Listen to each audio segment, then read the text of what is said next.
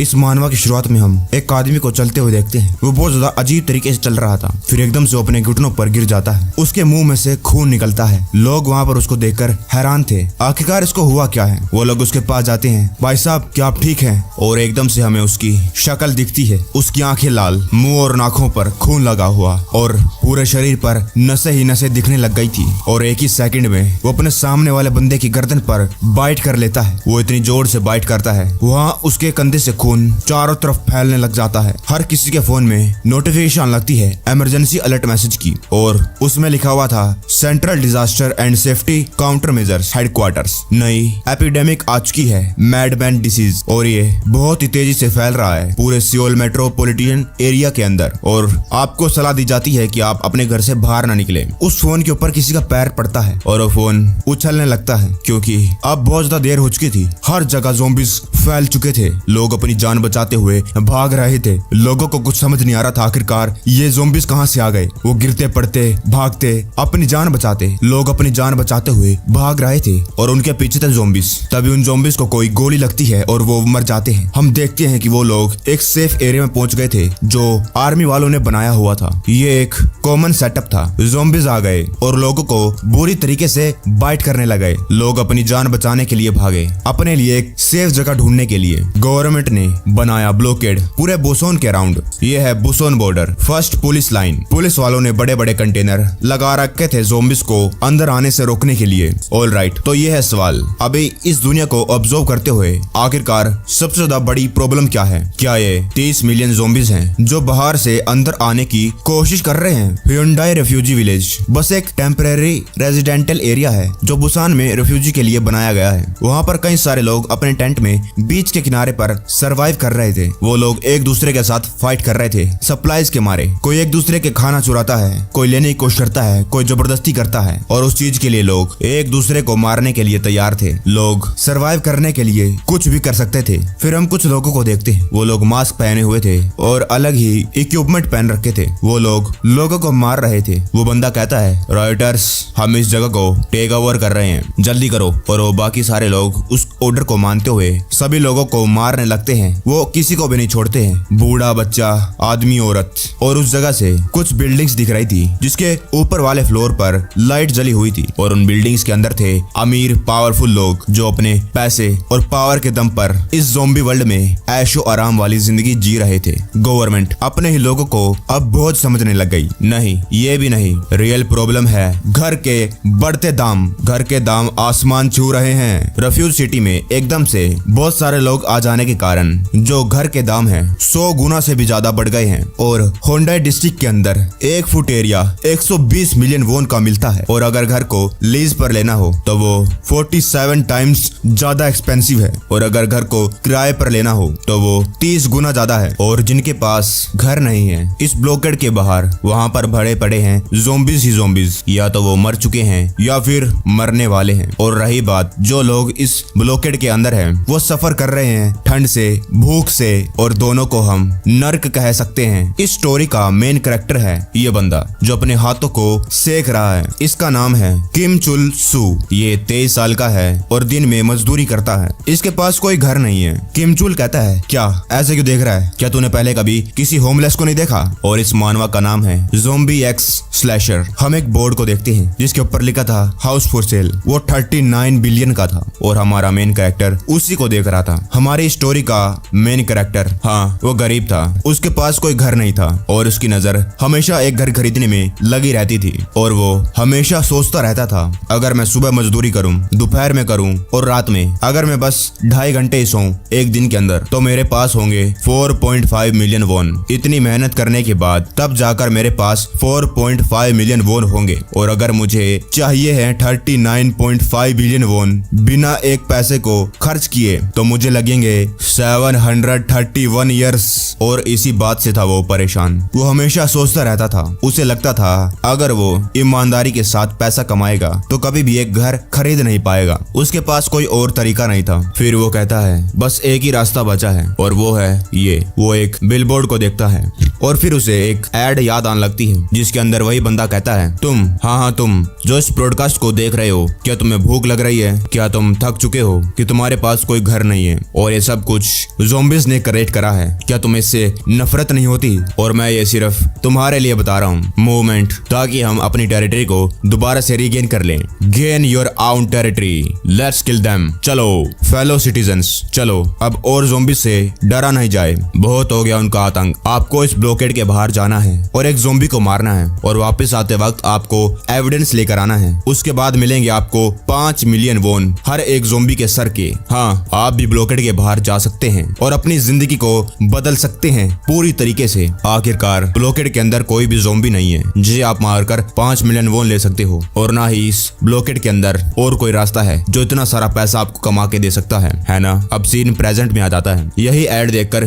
कई सारे लोग पार्टिसिपेट करने के लिए आ जाते हैं। वहाँ पर बहुत बड़ी लाइन लगी हुई थी और हमारा मेन कैरेक्टर किम चुल सू वो भी वहीं पर जाता है। कर्मचारी कहता है, आपका ट्रेन का पैसा दीजिए प्लीज, और आपके फिजिकल राइट वो भी, और किम चुल वो दे देता है। वो कर्मचारी कहती है 1.2 मिलियन वोन आपके कंफर्म हो चुके हैं, ये रही आपकी ट्रेन की टिकट। आप जाएंगे पोहांग जहाँ पर आपका काम है, एरिया ऑफ ऑपरेशन, और ये ट्रेन आएंगी प्लेटफॉर्म नंबर 3 पर। किम चुल अपने मन में कहता है, कम से कम मेरे पास 1.2 मिलियन वोन तो है जो मैंने इमरजेंसी के लिए बचा के रखे हुए हैं, और ये शोवल जो मैंने अपने काम से चुराए हैं, बस मेरे पास अब इतना ही है। बहुत सारे लोग प्लेटफॉर्म पर खड़े होते हैं और किम चुल वहीं पर जाता है। किम चुल अपने मन में कहता है, या तो ज़ॉम्बी बन जाओ या फिर एक घर का मालिक और फ्रीडम के साथ जियो। जो तुम्हें करना है वो करो, जो तुम करना चाहते हो। आज तो इसका फैसला करके रहूंगा। तभी कोई भागते हुए आ रहा था और वो किम चुल से टकराकर नीचे गिर जाता है। गिरने की वजह से उसकी कई सारे जो एरोस थी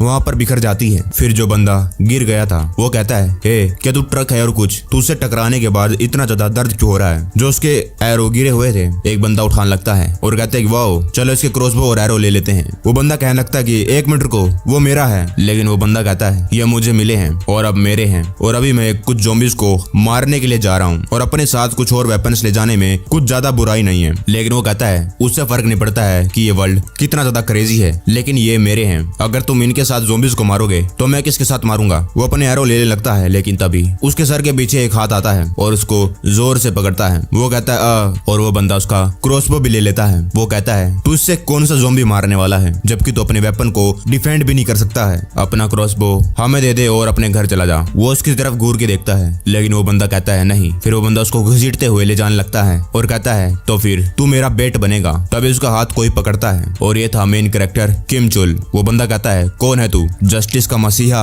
क्या तू इसको ऐसे ही जाने नहीं देगा? फिर किम चुल उसका हाथ छोड़ देता है। फिर वो कहता है, हा, हा, हा, साले बास्टर्ड तू क्या सोच रहा था? लेकिन एकदम से जो किम चुल था उसका मुंह अपने हाथों से पकड़ लेता है और उठाकर उसको साइड में फेंक देता है। किम चुल कहता है, आखिरकार अब मैं ज़ॉम्बीज़ को मारने पर कंसंट्रेट कैसे करूंगा? अगर तुम्हारे जैसे लोग अपने ही लोगों को मारते रहेंगे उसके बजाय कि ज़ॉम्बीज़ को मारे, अभी अपने रास्ते हो लो। वो लड़का जो नीचे गिरा हुआ था उसे कुछ समझ नहीं आ रहा था। फिर वो खड़ा होकर कहता है, थैंक यू। किम चुल कहता है, थैंक यू कहने की कोई जरूरत नहीं है। मैं सोच रहा था कितना ज्यादा बढ़िया होता अगर मेरे पास कम से कम एक लॉन्ग रेंज वेपन होता। मैं इसको खरीद नहीं सकता था क्योंकि ये बहुत ज्यादा महंगा है, लेकिन आज मैं लकी हूँ। जो बंदा अभी उसको थैंक यू कह रहा था वो कहता है, क्या अभी उसने उसको बचाया नहीं बल्कि वो खुद इस क्रॉसबो को लेना चाहता है। किम चुल जिस बंदे ने एरो पकड़ रखे थे उसकी तरफ देखता है और फिर कई सारे मुक्के लातों की आवाज आने लगती है। वहाँ पर जो एक आर्मी वाला बंदा खड़ा था वो कहता है कि वहाँ पर क्या आवाज हो रही है? दूसरा फौजी उसको रोकता है और कहता है, उनको छोड़ दो, अपनी एनर्जी को उन पर वेस्ट मत करो, जबकि वो लोग बाहर जाने वाले हैं। ये सारे के सारे बुसान के गरीब लोग हैं, वो लोग बस सरवाइव करने की कोशिश कर रहे हैं। तुम्हें तो बल्कि दया दिखानी चाहिए। किम चुल ने उन दोनों का मार मार कर कचूमर बना दिया था और वो अपनी ट्रेन में चढ़ने लगता है। वो फौजी कहता है, ये लोग एक्साइटेड है क्योंकि इन लोगों को इस ऑपरेशन का असली पर्पस नहीं मालूम। जो रियल पर्पस है इस ऑपरेशन का वो है आबादी को कम करना। बेचारे लोग ये सोच रहे हैं ज़ॉम्बीज़ को मारने के जा रहे हैं, लेकिन कई सारे तो वापस ही नहीं आएंगे और इससे इस जगह का फायदा है, जितने कम लोग उतना ज्यादा बढ़िया। सारे के सारे लोग ट्रेन में बैठ जाते हैं और ट्रेन चलने लगती है। ट्रेन चलते चलते रात हो जाती है और वो लोग पहुंच जाते हैं Pohang station, 7th territorial regain operation zone. Train का दरवाजा खुलता है। वो लोग कहने लगते, क्या ये पोहांग स्टेशन है?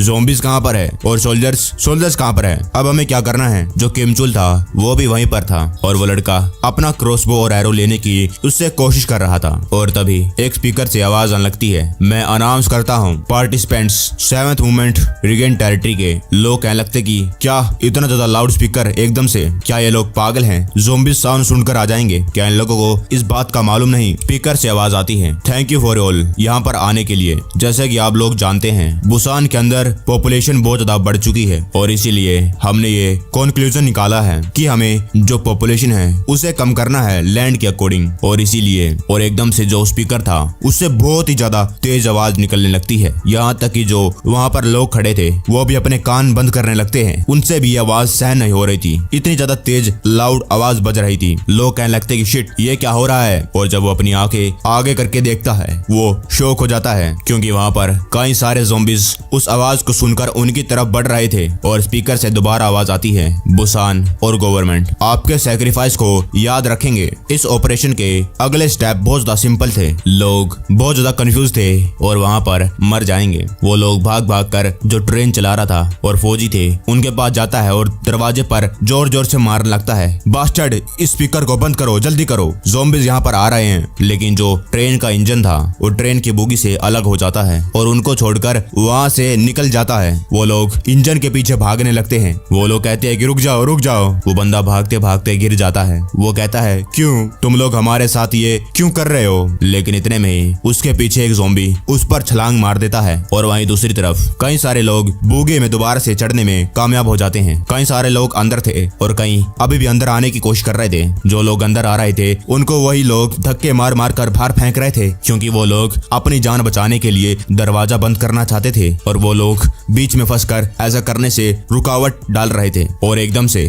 उस बोगी के अंदर एक और ज़ॉम्बी घुस जाता है अपनी फुर्ती की मदद से। वो लोग इसे देख भी नहीं पाते हैं। और एक बोगी के अंदर था हमारा मेन कैरेक्टर किम चुल और उसके साथ वही लड़का जो वहाँ पर अपना क्रॉसबो लेने के लिए किम चुल के साथ खड़ा था और बाहर थे कई सारे ज़ॉम्बीज। किम चुल अपना क्रॉसबो उस लड़के को देता है और कहता है ये मेरा है, मैं तुम्हें इसे कुछ समय के लिए उधार दे रहा हूँ और इसका रेंट है 10 ज़ॉम्बीज। वो लड़का कहता है क्या तुम फाइट करने वाले हो? तो तुम कह रहे हो कि मुझे भी बाहर जाना होगा। किम चुल उसकी बातों पर ध्यान नहीं देता है और उसको कहता है कि 7,900 ज़ॉम्बीज। वो लड़का कहता है क्या? किम चुल अपने बैग में से एक शवल निकालता है और बाहर बढ़ने लगता है और बाहर हमें दिखता है सिर्फ खून ही खून जो सब जगह उड़ रहा था हवा के अंदर। सारे ज़ॉम्बीज इस आवाज को सुनकर उस दिशा में देखने लगते हैं। उन सभी की आंखें लाल, पीछे मुड़कर देखते हैं जब वो उन्हें दिखता है हमारा किम चुल जिसका शोवल गड़ा हुआ था एक ज़ॉम्बी के सर के अंदर। किम चुल कहता है आज मुझे जितने ज़ॉम्बीज कैच करने हैं वो है। फिर सीन कट होता है, हमारा मेन कैरेक्टर यहाँ पर है, उस पर कई सारे ज़ॉम्बीज एकदम से कूद कूद कर हमला करते हैं और हमारा मेन कैरेक्टर किम चुल अपने शोवल से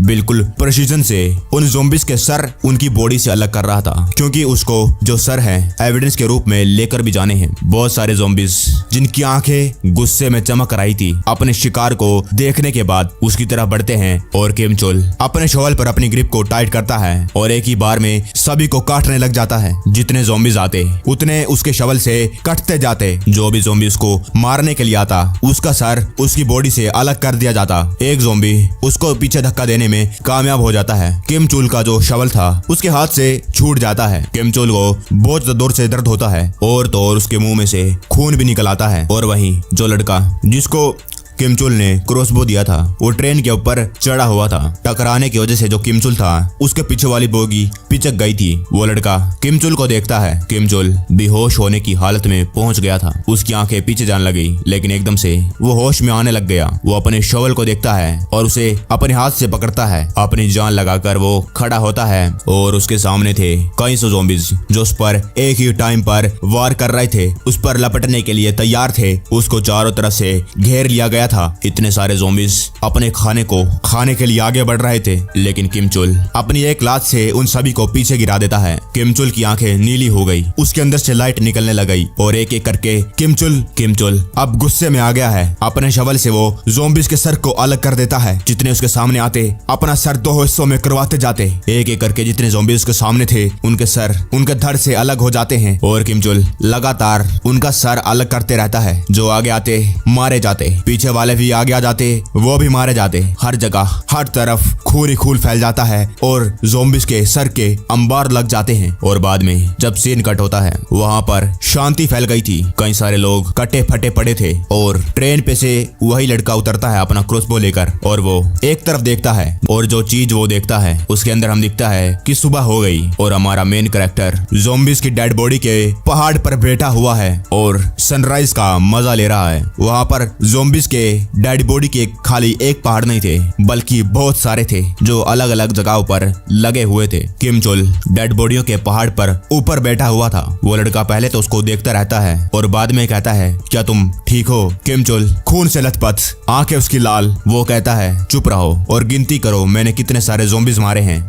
मुझे अपने पैसे भी तो लेने हैं। वो लड़का कहता है, आखिरकार तुम ये सब क्यों कर रहे हो? पैसा कमाने के लिए? क्या तुम्हें मरने से डर नहीं लगता? किम चुल कहता है, ताकि मैं अपना खुद का घर खरीद सकूं। उस लड़के को कुछ समझ नहीं आता है। किम चुल कहता है कि अगर पॉसिबल हो तो मैं अपने घर के पास एक बगीचा भी रखना चाहता हूँ। एक ज़ॉम्बी पता नहीं कहां से आता है, लेकिन उसके पास आते ही उसका सर अलग हो जाता है। वो अभी भी उस पहाड़ के ऊपर बैठे बैठे सनराइज को देख रहा था और ये सब कुछ कैमरे के जरिए से ये लोग भी देख रहे थे। ये है डेडिकेटेड टीम जो मूवमेंट और रिगेन टेरिटरी पर काम करती है। ये है team 3, ministry of land, infrastructure और ट्रांसपोर्ट। ये बंदा कहता है, वाओ, आखिरकार इस बास्टर्ड ने कितने सारे ज़ॉम्बीज़ पकड़े। एक और बंदा वहाँ पर बैठा हुआ था। वो कहता है, मैंने गिनती करी है और ये है 8000। हमारे मेन कैरेक्टर ने अपना सपना पूरा कर लिया बस एक ही एपिसोड के अंदर। 4 district Busan border, Gijang district blockade मतलब जहाँ पर उन लोगों ने बॉर्डर सा बना रखा है। वहाँ पर कई सारे सोल्जर्स ने ट्रैप बना रखे थे ताकि ज़ॉम्बीज़ वहाँ आ ना पाए। वहाँ पर 2 सोल्जर निगरानी पर थे। एक बाइनोकुलर में देखता है, कॉर्पोरल किम जल्दी। दूसरा एकदम से उठता और कहता है, क्या हो गया? वो बंदा कहता है, ऐसा लगता है कि 12 o'clock पे एक ज़ॉम्बी है। दूसरा बंदा कहता है, क्या बस एक ही? वो कहता है, एक नहीं, मुझे लगता है। वो उसके सर पे थप्पड़ मारता है और कहता है, क्या बकवास कह रहा है तू? क्या तूने पहले कभी एक ज़ॉम्बी नहीं देखा? वो बस 2 ज़ॉम्बी आते हैं और उसकी वजह से तूने मेरी नींद खराब कर दी, यू इडियट। फिर वो खुद बाइनोकुलर में से देखता है, जरा देखो, वो एक बैग घिसराते हुए लेकर आ रहा है जिसके अंदर एक ज़ॉम्बी है। आखिरकार उसने किया क्या है जिसकी वजह से वो इतना खून में लथपथ हो गया है? हे, प्लाटून लीडर को फोन करो और उनसे परमिशन मांगो गोली चलाने की। 1 मिनट रुको, ये क्या है? वो लड़का कूद कर ये कहने की कोशिश कर रहा था, हे, हम इंसान हैं, हम पर गोली मत चलाना। वो जगह, अब हमें उस जगह का थोड़ा सीन दिखाया जाता है। उस बॉर्डर के पीछे बड़ी बड़ी बिल्डिंगें थी और इसके आगे बहुत सारे ट्रैप, बहुत सारे ज़ॉम्बीज़ मरे पड़े थे, यहाँ तक कि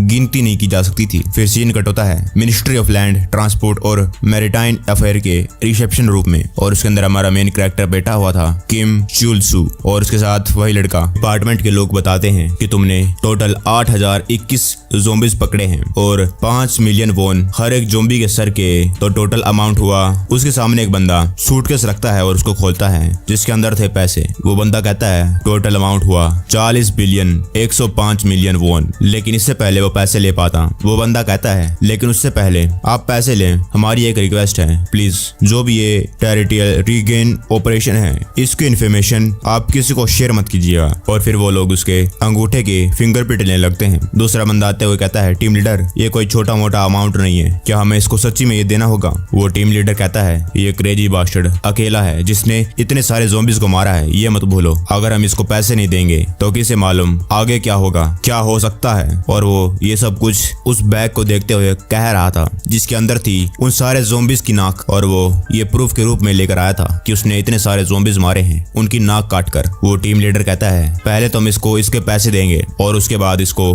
हमें ही ये लौटाने होंगे और हमें इससे टैक्स भी तो लेना है। वो अंगूठा लगा रहा था। टीम लीडर कहता है, क्योंकि ये ड्यूटी है एक सिविल सर्वेंट की, टैक्स भरना। बाद में वो दोनों बाहर आ जाते हैं और किम चुल सू अपने साथ रखे हुआ था 4 सूटकेस बैग के भरे हुए। बाद में वो लड़का कहता है, मिस्टर, अब आप कहाँ पर जाओगे? लेकिन वो किम वहीं पर अपने बैग को रखता है और उसमें से एक बंडल निकालता है और कहता है, ये है 30 मिलियन वॉन, और जो क्रॉसबो तुमने मुझसे उधार लिया था उसके पैसे मैंने काट लिए हैं और अब से हमारे रास्ते अलग हैं। उस लड़के को कुछ समझ नहीं आ रहा था। किम चुल अपने बैग उठाता है और कहता कहता है अब से मेरा पीछा मत करना, और वो वहाँ से जाने लगता है। वो लड़का वहीं पर खड़े रह जाता है, उसे कुछ समझ नहीं आ रहा था। फिर उसको चिल्लाकर कहता है घर, तुम्हें एक घर ढूंढना है ना, और जब तुम एक खरीद लोगे तो प्लीज मुझे इनवाइट करना, मैं तुम्हारे लिए एक गिफ्ट भी लेकर आऊंगा। वो 39.5 बिलियन वॉन खर्च कर देता है। वो बुसान में स्योसन के पास में एक बंगला खरीद लेता है जिसमें एक छोटा सा बगीचा भी था। वो ओनर उसको कहता है वेल, अब से ये घर तुम्हारा है। किम चुल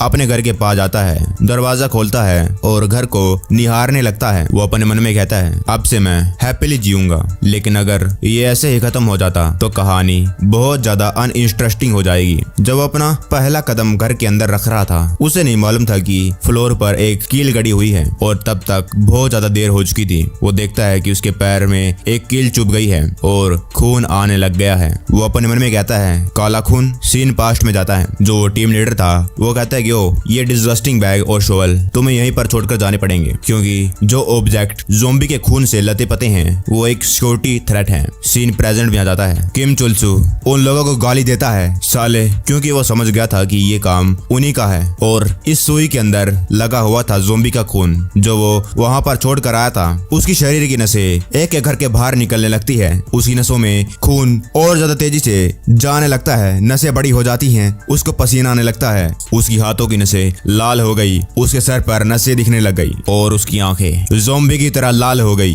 धीरे धीरे करके ज़ोंबी वायरस उसके शरीर पर कब्जा करने लग गया और वो भी एक ज़ोंबी की तरह बिहेव करने लग गया। सीन पास्ट मेमोरी में जाता है। वो अपने छोटे भाई को कहता है चुलसू, हमारी इवैक्यूएशन के दौरान हम अपने मॉम डैड से अलग हो गए, लेकिन मुझे लगता है कि वो अभी जिंदा हैं, इसीलिए मैं एक घर खरीदूंगा। उसका छोटा भाई कहता है एक घर? किम चुलसू कहता है हाँ, मैं एक घर खरीदना चाहता हूँ जिसके अंदर एक बगीचा हो और घर के आगे में एक नेम प्लेट लगाऊंगा जिसके अंदर होगा हमारी फैमिली का नेम, ताकि उसे देखकर हमारे मॉम और डैड हमें ढूंढ सके। सीन प्रेजेंट में आ जाता है और वही टीम लीडर जिसने ये काम करा है किम के घर के बाहर खड़ा था। वो अपने साथ पुलिस वाले, अपने सिक्योरिटी गार्ड और भी बहुत सारे लोगों को लेकर आया था गाड़ी भर के। वो कहता है हे, क्या तुम मुझे सुन सकते हो? Survivor of 70th territorial reason operation survivor जिसका नाम है मिस्टर किम। ओह, मेरा मतलब ज़ोंबी जो करंटली इन्फेक्टेड हो चुका है। तभी एक बंदा उसके पास आता है। वो कहता है टीम लीडर, क्या यह जरूरी है हमें उसको ऐसे उकसाना? तब आप क्या करेंगे अगर वो पागल हो गया?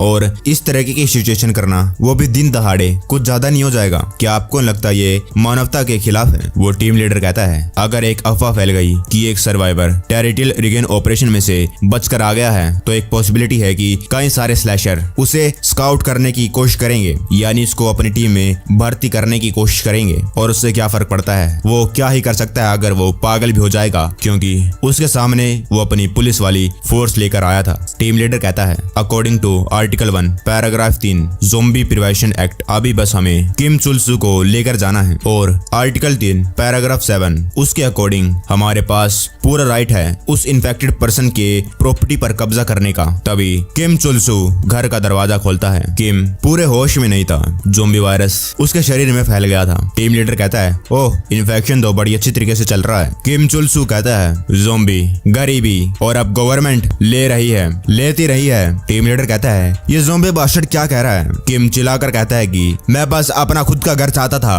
क्या ये इतना बड़ा सपना है कि ये दुनिया मुझे ऐसा नहीं करने देने सकती? एक घर जिसकी मदद से मैं अपनी फैमिली का इंतजार करता। किम उन सारे लोगों की तरफ भाग रहा था। किम कहता है आखिरकार तुम लोग मेरे साथ ऐसा क्यों कर रहे हो? फिर एक बड़ी बिल्डिंग का सीन दिखाया जाता है और ये जगह थी होंडाई एक्वा सिटी और उस बिल्डिंग के अंदर एक लड़की नहा रही थी। बाहर से उसका मैनेजर उसको कहता है मिस सीईओ, जो क्लाइंट जिसने 5:30 बजे की अपॉइंटमेंट ली थी वो आ गए हैं। वो सीईओ कहती है प्लीज उनको कहो कि वो बाहर इंतजार करें, मैं जल्दी आ जाऊंगी। वो मैनेजर उसके पास जाती है। ये बंदा बहुत ज्यादा घबराया हुआ था और जो सीईओ थी नहाकर बाहर निकलती है। वो बंदा उस सीईओ को देखता है और ये सीईओ और कोई नहीं बल्कि वही है जो किम चुल के साथ उस जगह पर गई थी जिसको मैं बार बार लड़का कह रहा था। वो एक लड़की थी, वो भी बहुत बड़ी अमीर सीईओ। वो कहती है मुझे माफ कर देना, मैंने आपको इंतजार करवाया। इस लड़की का नाम है चोई और इसकी कंपनी है slasher company Choi and Jang. Manager कहती है और ये है मिस्टर जियोंग मियोंग हो। चोई कहती है हाँ, तो मिस्टर जियोंग आप क्या कह रहे हैं? आप मेरी कंपनी में क्या करने के लिए आए हैं? वो बंदा कहता है ओ ज्यादा कुछ नहीं, बस मैंने सुना था कि एक कंपनी है जो ज़ोंबीज एरिया में से स्पेसिफिक आइटम्स को उठाकर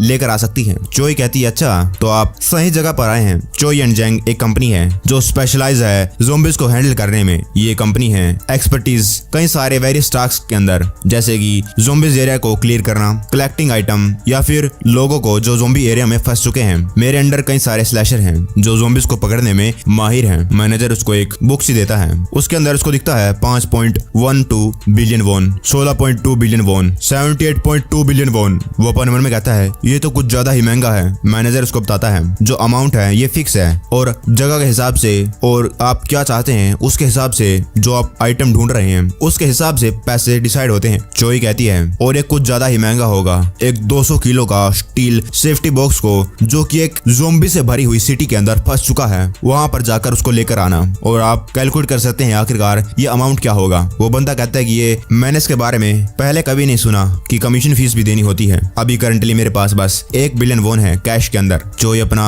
कप रखती है और कहती है सेक्रेटरी पार्क, क्या आपने पहले से प्लान कर रखा था एक गरीब भिखारी को मेरे यहाँ पर लाने के लिए? मेरा टाइम वेस्ट करवा दिया, क्यों ना तुम इसे तुरंत धक्के मार के बाहर फेंक दो। वो बंदा कहता है एक मिनट रुको, एक मिनट, लेकिन वो 50 बिलियन वॉन से भी ज्यादा का वर्थ करता है। ज़ोंबी एपिडेमिक से पहले मैंने कुछ मजे में ही कॉइन्स खरीदे थे और कुछ ही सालों में जो डॉलर है और वॉन दोनों के दोनों कोलैप्स कर गए, लेकिन जो वो कॉइन्स थे बहुत ज्यादा 1000 गुना से भी ज्यादा ऊपर जा चुके हैं।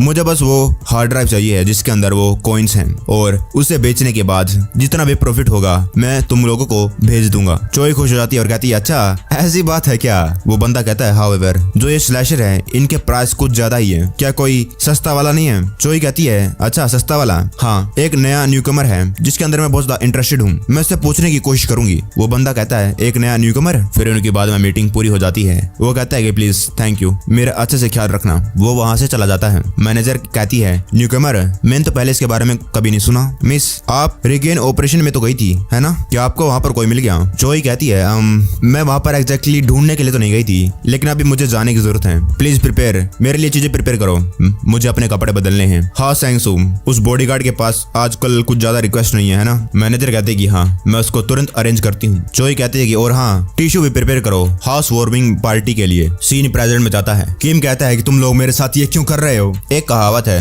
कि लोगों को ऐसी हालत में पहुंचाना चाहिए कि उनके पास तुम्हें नुकसान पहुंचाने के अलावा कोई और चारा ना बचे। एक सिंगल रूल है जो सोल्जर्स और पॉलिटिशियन के बीच में फैला हुआ है ब्लॉकेड को बनाने के बाद, यहाँ तक कि एक चूहा वो भी कॉर्नर हो जाता है जब भी वो कहीं और देखता है, क्योंकि तुम्हें खुद नहीं मालूम आगे क्या होने वाला है। किम उन पर हमला कर देता है और एक बंदे को गिराकर उसके ऊपर चढ़ जाता है। सबकी ये देखकर हालत खराब हो गई थी। जिस बंदे के ऊपर किम कूदा था वो कहता है ये ज़ॉम्बी बास्टर्ड। वो किम को वो डंडा मारता है, लेकिन आज इन लोगों ने लाइन को क्रॉस कर दिया है। किम अपन मन में कहता है हाँ मैं इन्फेक्टेड हूँ। फिर उसके अंदर का ज़ॉम्बी जाग जाता है और इस बंदे की गर्दन पर बाइट कर लेता है। वो दर्द के मारे चिल्लाने लगता है और बाकी जो वहाँ पर लोग खड़े थे ये देखकर हैरान हो गए थे। सबके पसीने छूट गए, अंदर से वो कांपने लग गए। फिर वो लोग उसको कहते हैं जल्दी करो, इसको दूर करो। वो लोग उसको पकड़ते हैं, उसको दूर करने लगते हैं, लेकिन वो कहाँ रुकने वाला था। बहुत ज्यादा देर हो चुकी थी। उसने तो बल्कि उस सामने वाले बंदे की गले की नस भी फाड़ दी थी। फिर एक बंदा उसको उठाता है और दूर फेंक देता है जिसको उसने बाइट करा था। वो दर्द के मारे वहीं पर चिल्ला रहा था। फिर वो भी ज़ॉम्बी बनने लगता है। जो मैनेजर का साथी था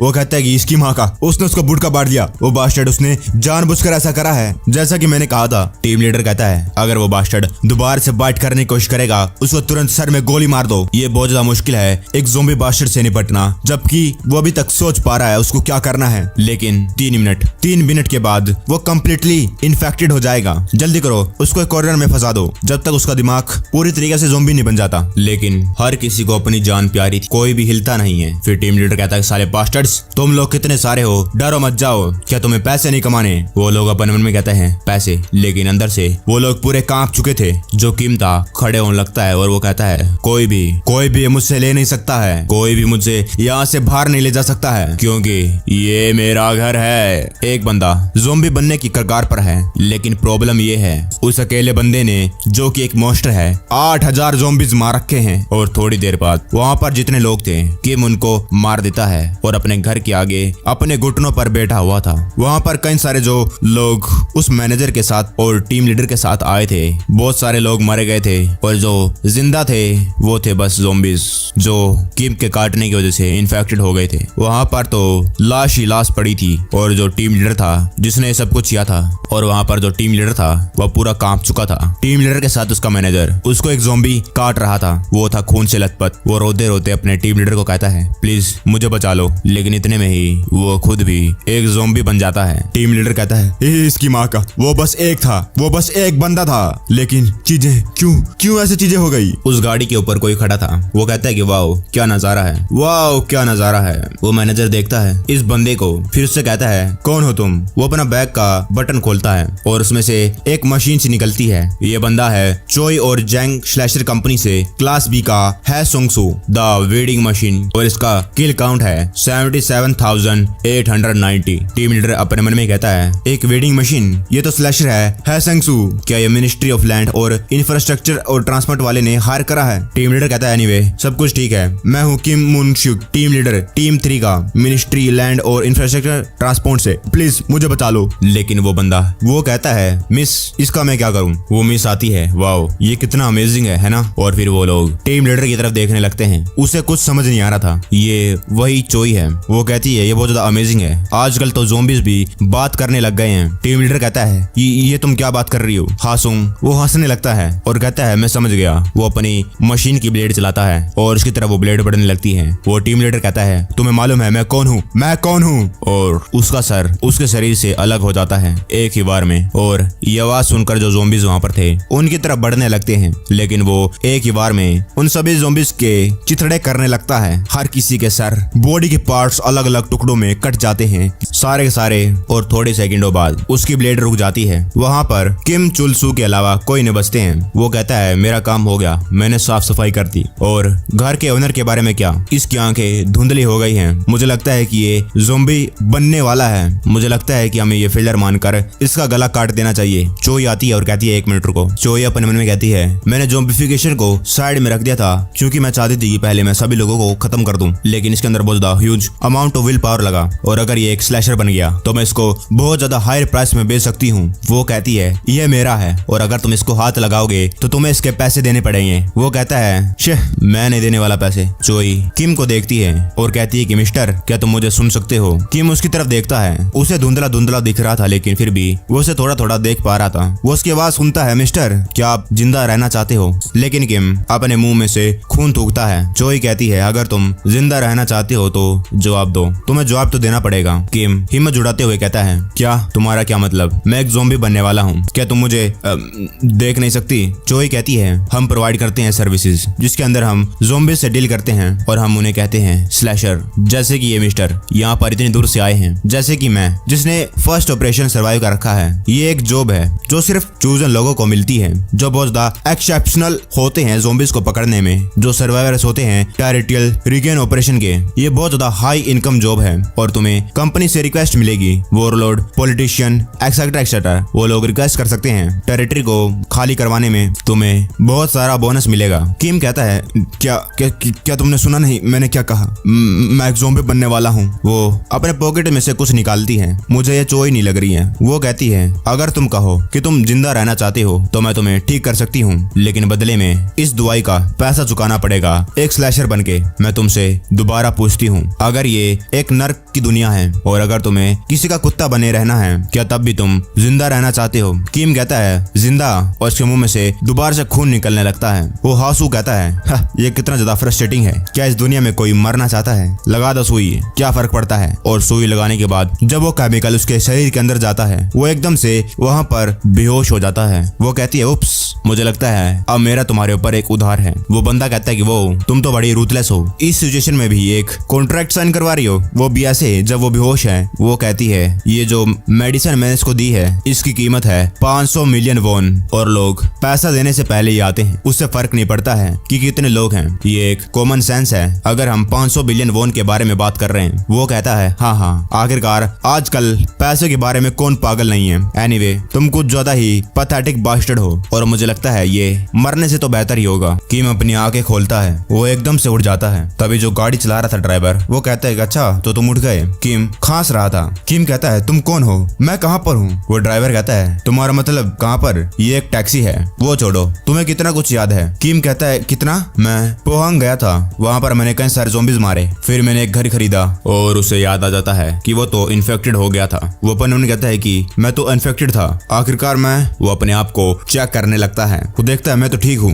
ड्राइवर कहता है फ्यू, तुम्हारी मेमोरी गायब नहीं हुई, चलो अच्छी बात है। क्या तुम्हें वो सिल्वर हेयर वाली लेडी याद है? फिर वो याद करने लगता है, उसने कहा था कि क्या तुम जिंदा रहना चाहते हो? किम अपना सर पकड़ता है और कहता है वो जिसने मास्क लगा रखा था, मुझे अच्छे से याद है जब मैं इन्फेक्टेड हो गया था, मैं अपने घर के अंदर था। वो ड्राइवर टैब की तरफ इशारा करता है। अगर तुम्हें अच्छे से याद नहीं है तो इसके अंदर एक वीडियो है, तुम्हारे हर सवालों के जवाब इसके अंदर मिल जाएंगे इस वीडियो को देखने के बाद। और मैं से ज्यादा कोई डिटेल एक्सप्लेनेशन नहीं दे सकता हूँ क्योंकि अभी मुझे गाड़ी चलाने पर ध्यान देना है। वो लोग शहर के बाहर आ गए थे, सेफ जोन के बाहर। वहाँ पर कई सारे ज़ॉम्बीज थे, सड़ी खड़ी गाड़ियाँ और ज़ॉम्बीज वहाँ पर मंडरा रहे थे। तब इसकी गाड़ी के आगे एक ज़ॉम्बी आ जाता है। जो वो ड्राइवर था बहुत ही ज्यादा स्किल था, लगता है ज़ॉम्बीज आने से पहले वो ड्रिफ्टिंग करता था, सांप की तरह घुमाकर ज़ॉम्बीज से वो गाड़ी ले जाता है। और अंदर बेचारे किम की हालत खराब हो गई थी, बार बार लेफ्ट राइट टकराने की वजह से। हिम्मत करके वो टैबलेट पर उंगली लगा देता है, जिसके बाद वीडियो चालू हो जाती है। उसमें वही सिल्वर बाल वाली लेडी कहती है हेलो मिस्टर, मैं हूँ चोई एजियोंग, तुम्हारा स्लैशर इंस्ट्रक्टर आज का। किम अपन हमने कहता है ये यहाँ पर क्या कर रही है? वो कहती है वेल, आखिरकार एक स्लैशर क्या होता है? जैसा कि मैंने पिछली बार बताया था, ये वर्ड है उन लोगों के लिए जो ज़ॉम्बीज को हैंडल करने वाली सर्विस को प्रोवाइड करते हैं, जो इस काम में स्पेशलाइज हैं। ये लोग एक्सेप्ट करते हैं रिक्वेस्ट को क्लाइंट से और बदले में वो मांगते हैं टेरिटरी, कलेक्ट आइटम या फिर सर्वाइवर्स को रेस्क्यू करवाना और भी कई सारे स्पेसिफिक टारगेट्स और भी बहुत कुछ। अब तुम सोच रहे होगे कि आखिरकार हमारी सर्विस लेने का क्या फायदा जबकि सोल्जर्स और गवर्नमेंट है ऐसा काम करने के लिए? वाओ, बढ़िया सवाल है और इसका जवाब है सप्लाईज की शॉर्टेज, या फिर जो गवर्नमेंट है ऐसे काम नहीं करना चाहती है। ज़ॉम्बी एपिडेमिक के टाइम पर जो गवर्नमेंट है उनके बहुत सारी सप्लाईज लॉस्ट हो गए। जो गोलियां बनाने वाली फैक्ट्री थी उसके अंदर गोलियां और गन पाउडर खत्म हो गए। उनके पास इक्विपमेंट तो थे लेकिन गोलियां नहीं। और अभी उनके पास जितनी सप्लाई है उनसे तो वो जो ब्लॉकेट के बाहर ज़ॉम्बीज है उनको खत्म करने के लिए भी काफी नहीं है। इसीलिए गवर्नमेंट ने ये डिसाइड करा कि वो लोग इस जगह में जो बेकार भरे हुए लोग हैं, मतलब जो गरीब हैं, जो अमीरों के कोई काम नहीं आते हैं, उनका इस्तेमाल करके उनको खत्म कर दिया जाए, उनसे छुटकारा पा दिया जाए। और इसीलिए उन लोगों ने ये ऐड चला रखी थी कि एक ज़ॉम्बी हेड के बदले मिलेंगे 5 मिलियन वॉन। और उन लोगों में से जो ज़ॉम्बीज को बहुत ही बढ़िया तरीके से हैंडल करते हैं उन्हें हम हायर करते हैं और उन्हें हम कहते हैं स्लैशर्स। और तुम, मेरा मतलब मिस्टर, अब से इस इंडस्ट्री के पार्ट हो। किम अपन हमने कहता है क्या मैं कैसे हो गया? ये साली कमीनी, इसके मन में जो आ रहा है वो बस बकती जा रही है। वो कहती है तुम नहीं करना चाहते हो है ना? हाँ, तुम ऐसा क्यों करोगे जो तुम करना नहीं चाहते हो? लेकिन मिस्टर, तुम्हें मेरा कर्जा भी चुकाना है। किम कहता है कर्जा? कौन सा कर्जा? कैसा कर्जा? जो वो लड़की थी चोई, वो अपना मुक्का जोर से दीवार पर मारती है और कहती है ऐसी बकवास बातें मत करो। यू मिस्टर, जब तुम ज़ॉम्बी बनने वाले थे तो तुमने एक मेडिसिन का इस्तेमाल करा और ये मेडिसिन थी फार्मास्यूटिकल कंपनी की और ये ज़ॉम्बीज के ऊपर काम करती थी। और इस मेडिसिन का दाम है मार्केट में 500 बिलियन वॉन। अगर कोई बैंक से लोन लेता है उसका भी इंटरेस्ट बैंक 23% पर देता है, वो भी 1 साल का। इसका मतलब हो गए 115 बिलियन वॉन। और जब तक तुम मेरे पैसों का इंटरेस्ट वापस नहीं करते मिस्टर, तब तक तुम मेरे हो एक्सक्लूसिव स्लैशर या फिर गुलाम। तुमने खुद कहा था कि तुम जिंदा रहना चाहते हो और अब अपना काम करने के लिए जाओ मेरे गुलाम। किम पूरा शौक था, उसे कुछ समझ नहीं आ रहा था। ड्राइवर कहता है जूनियर, क्या तुमने पूरी वीडियो देख ली? क्या तुम्हें अब सिचुएशन समझ में आ गई? ये ड्राइवर चोई जैंग कंपनी से स्लैशर है, क्लास डी। इसका नाम है मिस्टर चोई, पर्सनल ड्राइवर। इसका किल काउंट है 1712। किम कहता है ये क्या बकवास कह रही थी, गाड़ी रोको, मैं यहाँ से जा रहा हूँ। ड्राइवर हंसने लगता है और कहता है हम तो वैसे भी गाड़ी रोकने वाले थे, जरा खिड़की के बाहर देखो। किम सोचता है ये क्या कह रहा है, लेकिन जब वो बाहर देखता है तो वो समझ जाता है कि वो सेफ जोन के अंदर नहीं है और बाहर हैं बहुत सारे ज़ॉम्बीज। वो ड्राइवर कहता है तुम्हारा मिशन है कि तुम्हें ये रोड पार करके डाउनटाउन जाना है ग्योंगजिंग और उधर जाकर एक हार्ड डिस्क निकाल कर लेकर आनी है। और मैं तुम्हारे साथ नहीं जाऊंगा, मैं यहीं पर हूँ, इसलिए मुझे फोन कर देना जब तुम्हारा काम हो जाए। ज्यादा सोचने की जरूरत नहीं है, बस एक घर ढूंढो जिसके अंदर एक बगीचा है और उसके अंदर बहुत सारे ज़ॉम्बीज हैं। और अगर तुम बुसान वापस जाना चाहते हो इसलिए अपना पूरा बेस्ट दो, उसका मतलब है जितने हो सके उतने ज़ॉम्बीज मारो। वो गाड़ी के बाहर जाता है, गाड़ी के बाहर बहुत सारे ज़ॉम्बीज खड़े थे। वो गाली देता है। हमारा जो मेन कैरेक्टर है किम चुल सू, वो इस ब्लॉकेड वाली मतलब सेफ जगह जोन पे इसलिए आया था क्योंकि उसे ज़ोंबी से नफरत थी, लेकिन उससे ज्यादा उसे गरीबी से नफरत थी। इसलिए वो ब्लॉकेड के बाहर गया और अब वो दोबारा से ब्लॉकेड के बाहर गाड़ी के द्वारा ले जाया गया ताकि उसका कर्जा वो चुका सके। ये कितनी ज्यादा रिडिकुलस सजेशन है, लेकिन हम क्या कर सकते हैं। ये दुनिया हमेशा कमजोर को जबरदस्ती चॉइस लेने पर मजबूर करती है। वो चोई फोन पे बात करने लगती है उस ड्राइवर के साथ। वो ड्राइवर कहता है डिलीवरी कंप्लीट हुई। वो देखने में गुस्सा लग रहा था, लेकिन उसको जल्दी ही सिचुएशन समझ में आ गई। मुझे लगता है कि वो जॉब को अच्छे से संभाल लेगा। चोई कहती है अच्छा थैंक यू, और मैं तुम्हारा जो ट्रैवल एक्सपेंसेस है चेक के द्वारा भेज दूंगी, इसलिए मत बोलना, ड्रोन के द्वारा वीडियो बनाना, ठीक है। ड्राइवर कहता है ठीक है। वो मैनेजर कहती है वो रुकी वही कर रहा है क्या जो हम इसे करने के लिए कह रहे थे। अभी तक वो हमारा पालतू नहीं हुआ है और तुमने इतनी जल्दी इसको एक काम करने के लिए भेज दिया। चोई कहती है बहुत बहुत बढ़िया है। उसे सूंघ कर पता चलता है कि वो एक पालतू है, प्लस अब उसके पास कोई और चॉइस ही नहीं है। और अब इतने सारे वो पैसे अब बुसान में मजदूरी करके थोड़ी चुका पाएगा या फिर कोई रेडी लगाकर, क्योंकि ये है 500 बिलियन वॉन। किम गुस्से में ज़ोंबीज पर हमला करता है, कईयों को मारते हुए और कईयों के ऊपर अपने पैर से कूदकर आगे जाने लगता है, लेकिन एक ज़ोंबी उसका पैर पकड़ लेता है। किम उसके मुंह पर लात मारता है, उसका जूता ज़ोंबी के मुंह पर लग जाता है और उस मुंह पर कूदने के बाद वो पीछे वाले ज़ोंबी के पीछे खड़ा हो गया और फिर उसने लात मारी। लात खाने के बाद वो ज़ोंबी आगे जाकर गिर जाता है। गिरा हुआ ज़ोंबी किम को देखकर गुस्से में खड़ा होने लगता है, लेकिन किम ने उस ज़ोंबी के खोपड़ी पे मारकर उसकी खोपड़ी के 2 हिस्से कर दिए। पीछे उसका एक ज़ोंबी हमला करने लगा। वो ये नोटिस कर लेता है और अपनी फुर्ती से अपने शोल मारकर उसका मुंह पिचका देता है और फिर अपने हथियार से उस पर दोबारा वार करता है, जिसके बाद उसकी बॉडी के 2 हिस्से हो गए, लेकिन फिर भी वो ज़ोंबी जिंदा था। किम उसके सर में दोबारा से शोल मारकर उसको खत्म कर देता है। किम की थोड़ी सी सांसें फूलने लग गई थी और ये सब कुछ रिकॉर्ड हो रहा था ड्रोन के कैमरा से। वो चोई ये सब कुछ अपने घर में बैठकर देख रही थी। वो कहती है वो क्या बढ़िया परफॉर्मेंस है। मुझे लगा था कि वो नर्वस होगा क्योंकि उसका जो कर्जा है बहुत ज्यादा बड़ा है, लेकिन जरा इसको देखो एक बार कैसे ज़ोंबीज को संभाल रहा है। वो ड्राइवर कहता है क्या ये एंगल आपके लिए बढ़िया है बॉस। चोई कहती है इतना बुरा नहीं है, हमें एक प्रमोशनल वीडियो भी बनानी है, इसलिए ये रिकॉर्ड करना मत बोलना mister driver. Cheers for the successful debate of slasher code name Seomyeon shovel. लेकिन वहीं किम गुस्से में ज़ोंबीज को मार रहा था। वो कहता है वो कमीनी, वो क्रेजी बिच, वो मेरे साथ ऐसा कैसे कर सकती है जब मैं बेहोश था। उसने मेरे ऊपर 500 बिलियन का कर्जा उड़ा दिया। पहली बार में देखने में तो ऐसा लगता है कि जो किम चुल सू है उसने रियलिटी को एक्सेप्ट कर लिया और अपना कर्जा उतारने के लिए काम करने लगा, लेकिन किम कहता है ज़ोंबीज, गरीबी, गवर्नमेंट और अब ये साला कर्जदार, दिमाग खराब हो गया है। हाँ मैं कमजोर था इसीलिए मैं सबसे पहले मरने वाला था। सीरियसली वो लोग ये मेरे साथ ऐसा क्यों कर रहे हैं। लेकिन वो तो बस गुस्सा था और वो अपना गुस्सा सिर्फ इन ज़ोंबीज के ऊपर उतार सकता था। किम अपने मन में कहता है ऐसा हो ही नहीं सकता है कि मैं 500 बिलियन वॉन उसको वापस कर सकता हूँ और मुझे अपनी पूरी जिंदगी के लिए उसका गुलाम बने रहना होगा। उसका कर्जा वापस करने के लिए मैं उस कमीनी को छोड़ूंगा नहीं, अपने शवल से उसका गला काट दूंगा अगर वो ये कर्जा वापस नहीं लेती है। लेकिन प्रॉब्लम ये है वो मुझे मिलेगी कहाँ पर, मैं दोबारा बुसान कैसे जाऊंगा। शायद ऐसा प्रिटेंड करके कि मैं उनका ओबीडेंट कुत्ता बन गया हूँ और मैं तुम्हें दोबारा बुसान में जरूर मिलूंगा। मेरे कमीशन को कंप्लीट करने के बाद मुझे नफरत है कोई मुझे ऑर्डर दे, लेकिन ये बेस्ट होगा पहले मैं ये कमीशन को जल्दी से कंप्लीट कर लूं। किम आगे बढ़ता जाता है ज़ोंबीज को मारते हुए और ये सब कुछ उस फोन के ऊपर लिखा था। आखिरकार उसको कहां पर जाना है वो वहां पर पहुंच जाता है। जो ड्राइवर था ड्रोन से उसे देख रहा था। वो ड्राइवर कहता है अब वो बिल्डिंग के अंदर जा चुका है, शायद मुझे फिल्म करना बंद कर देना चाहिए। वो आराम से पीछे करके रिलैक्स होकर बैठने लगता है और अपने मन में कहता है इस जैसे कई सारे लोग हैं जिनके पास सब कुछ है, जैसे कि इंटेलिजेंस, इंस्टिंक्ट, स्टेमिना, स्ट्रेंथ, इन सभी की जरूरत होती है अगर तुम्हें एक टैलेंटेड पर्सन बनना है जो ज़ोंबीज को मारने में स्पेशलाइज है।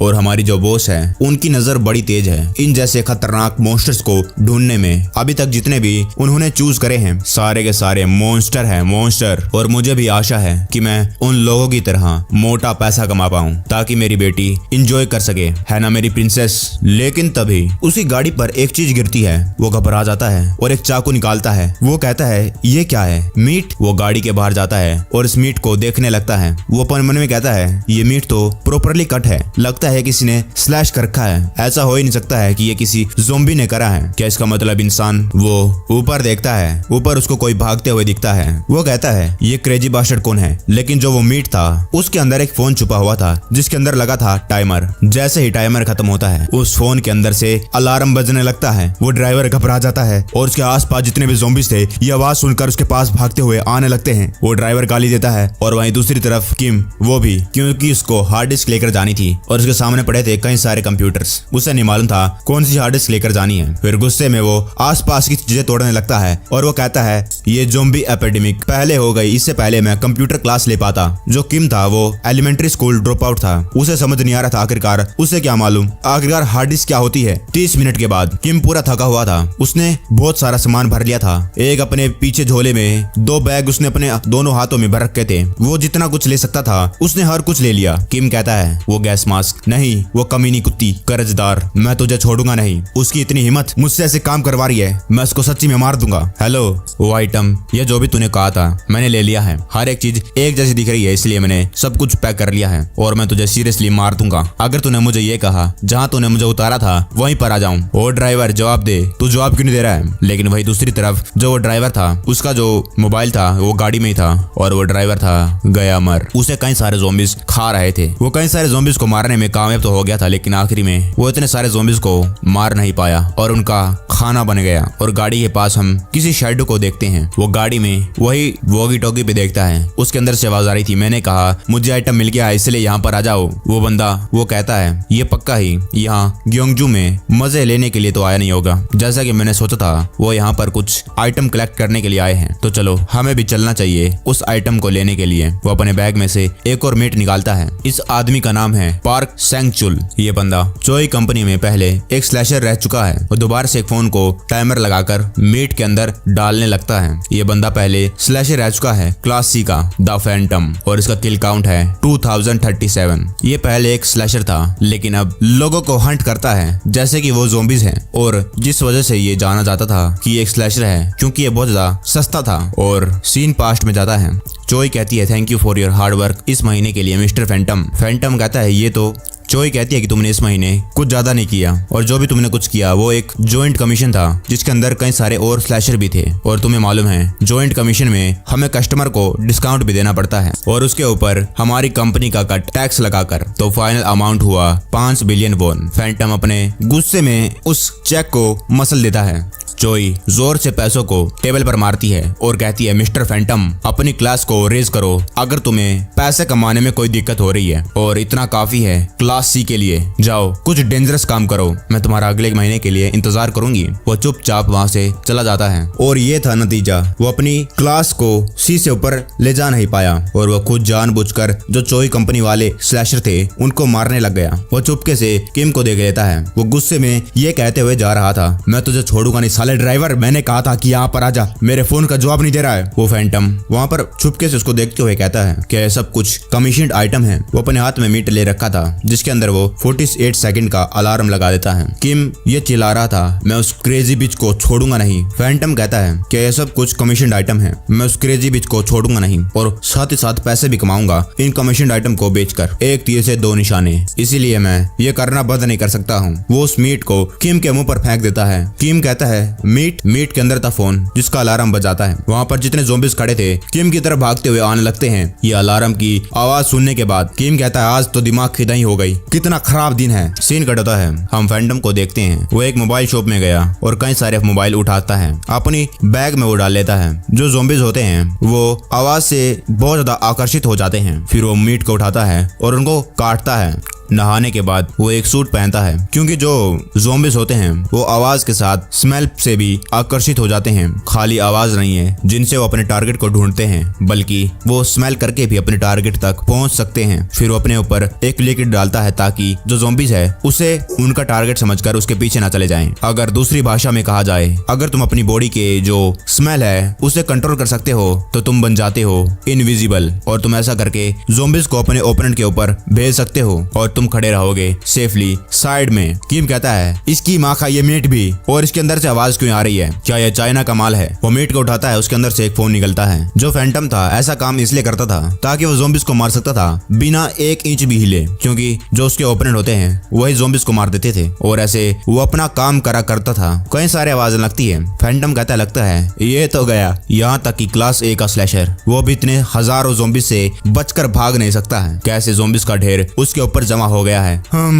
अब मैं दूसरे बेट का इस्तेमाल करूंगा ज़ॉम्बीज़ को यहाँ से ठिकाने लगाने के लिए। और अगर ये बंदा इसके पास वही आइटम है जिसके लिए यहाँ पर आया था, लेकिन एकदम से बड़ी आवाज आती है। वो फैंटम हैरान हो जाता है, उसे समझ नहीं आ रहा था ये कैसी आवाज है। वो पीछे मुड़कर देखता है, जो ये फैंटम था इसने ये बाद में रियलाइज करा आखिरकार इस बंदे ने कौन सा मंत्र फूका जिसकी वजह से इसने ऐसा कर दिया। किम चुल ने कुछ ऐसा करा अपने हथियार से जिसकी वजह से सारे के सारे जो ज़ॉम्बी उसके ऊपर चढ़े हुए थे हवा में उड़ने लगते हैं और कहीं तो दो दो हिस्सों में कट जाते हैं। किम बहुत गुस्से में था, आज बेचारे का दिमाग का दही का सूप बन गया था। लेकिन जो किम था वो कोई थर्ड रेट स्लैशर नहीं था जो फैंटम सोच रहा था। फैंटम अपने मन में कहता है वो साला क्रेजी बास्टर्ड इसकी माँ का। लेकिन वही किम वो गुस्से में कहता है हट, अगर ऐसा ही चलता रहा तो सारा का सारा खून इन आइटम पर बिखर जाएगा। फैंटम सोचता है कि ये एक मॉन्स्टर है जो अपने पोटेंशियल के दम पर टॉप पर जा सकता है और सब पर राज कर सकता है। ये मुझसे क्या हो गया, वो गाली देता रहता है। वो कहता है क्या ये वही मॉन्स्टर बास्टर्ड है? ये तो जो टैक्सी ड्राइवर था उससे बिल्कुल अलग है।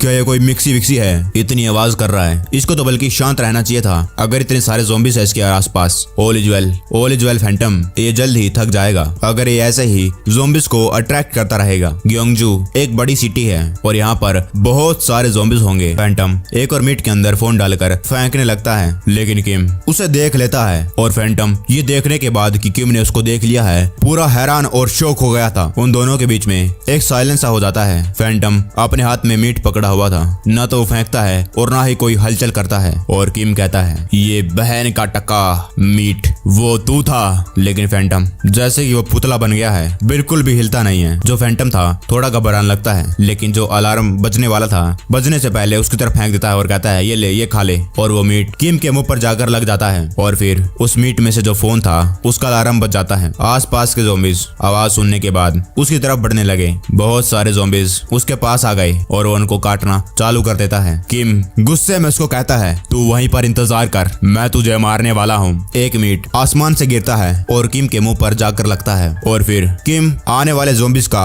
खुद मीट बना देता है। ये सेम प्रोसेस लगातार चलती रहती है, एक बार, दो बार, तीन बार और बार बार, जब तक जो फैंटम था उसके मोबाइल फोन खत्म नहीं हो गए। और किम चुल और ज्यादा गुस्से में आने लगता है। फैंटम अपने मन कहता है मेरे लग गए, मेरे फोन और मीट खत्म हो गए हैं और अब बस बचा है एक लार्ज डिस्पोजेबल ट्रैप। भागो, भागना चाहिए। वो कोई इंसान नहीं है। जैसे वो आगे भागने लगता है उसके आगे कुछ गिरता है। वो था एक ज़ॉम्बी का सर और जब वो पीछे मुड़कर देखता है तो उसे दिखता है किम जो उसकी तरफ बढ़ रहा था। किम कहता है तू कहाँ जा रहा है सन ऑफ अ बिच, अभी भी हमारा मामला सेटल नहीं हुआ है। फूड चेन के अंदर इंसान के ऊपर होते हैं ज़ॉम्बीज़ और ज़ॉम्बीज़ के ऊपर होते हैं स्लैशर और मैं वो हूँ जो उन स्लैशर्स को मारता है। वो भागते भागते एक बड़ी सी जगह पर आ जाता है। वो जगह बहुत ज्यादा बड़ी थी और खाली भी। जो सेल्फिश इकोसिस्टम था वो पहले ही कंप्लीट हो चुका था, लेकिन आखिरकार कोई इसके जैसा कैसे आ गया? किम उसके सामने एक डेड बॉडी फेंक देता है जिसके बाद वो रुककर पीछे खड़ा हो जाता है। किम कहता है क्रेजी बास्टर्ड, वो तू ही था जिसने फाइट शुरू करी। तू ये फाइट चाहता था,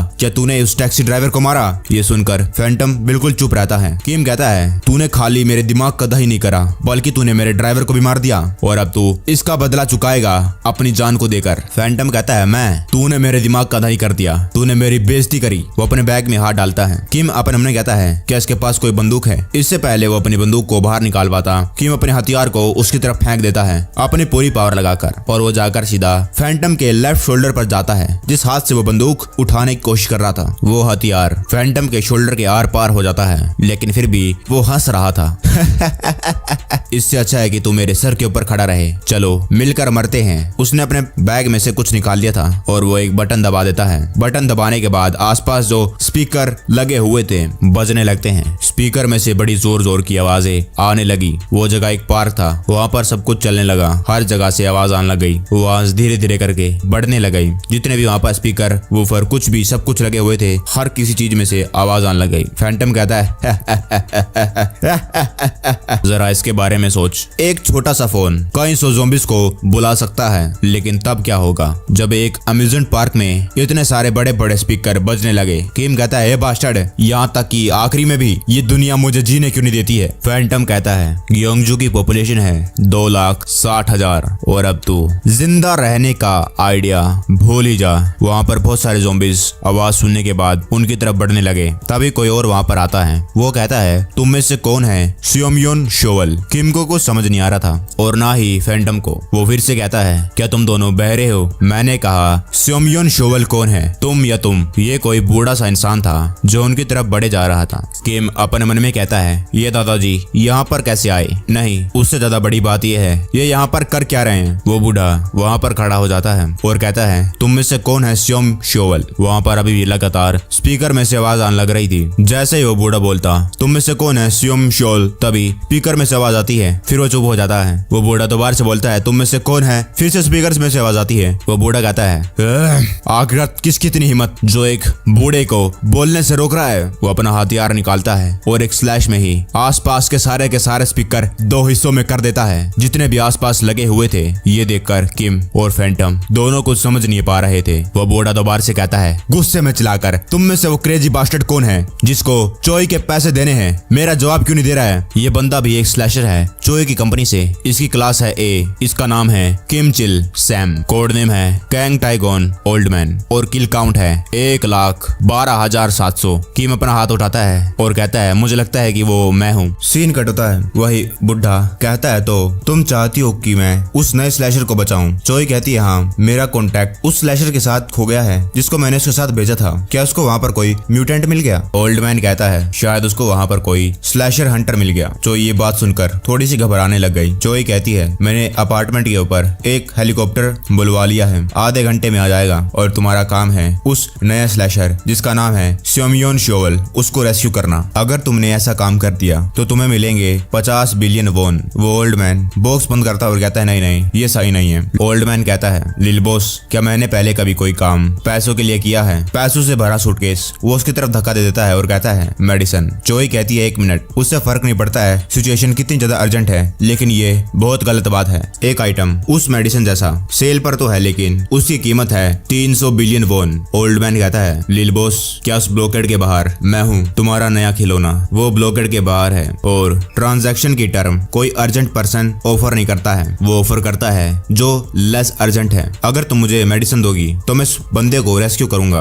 और इसको सिखाऊंगा भी, और मैं तुम्हें इस कमीशन के 200 बिलियन वोन भी दूंगा। मैं बहुत ज्यादा बिजी हूँ बॉस, तो तुम ये करने वाली हो या नहीं? अब सीन प्रेजेंट में आ जाता है। ओल्डमैन कहता है, तुम में से वो कौन क्रेजी बास्टर्ड है जिसको चोई के पैसे देने हैं? क्या तुम मुझे जवाब नहीं देने वाले? किम चुल सू कहता है, लगता है वो मैं ही हूँ। ओल्डमैन कहता है, हो, लगता है मैं सही जगह पर आया हूँ। ओल्डमैन अपने मन में कहता है, इसके बॉडी के बैलेंस को देखकर ऐसा लगता है कि ये पहले भी ऐसे कुछ काम करा करता था, या फिर ये इसी के साथ पैदा हुआ है। इसकी आंखों में लोगों को मारने के लिए जो आग है वो दिख रही है। इसके हाथों पर निशानों को देखकर लगता है ये पहले भी कई सारे हार्डशिप से गुजर चुका है। ये बस एक ऑर्डिनरी टॉय है, लेकिन इसके पास सारी क्वालिटीज हैं। किम चोल अपने मन में कहता है, ये बुड्ढा मुझे ऐसे क्यों घूर रहा है? मुझे मालूम है कि उसको क्रेडिटर ने भेजा है, लेकिन किम कहता है, तुम कौन हो ग्रैंडपा? वो ओल्डमैन कहता है, मुझे अपना टीचर समझो बच्चे। किम कहता है, क्या तो तुम मुझे बुसान ले जाने के लिए नहीं आए? वहाँ पर बहुत सारे ज़ॉम्बीज आने लगते हैं। स्पीकर से आवाज बजने के कारण इस शहर के जितने भी ज़ॉम्बीज थे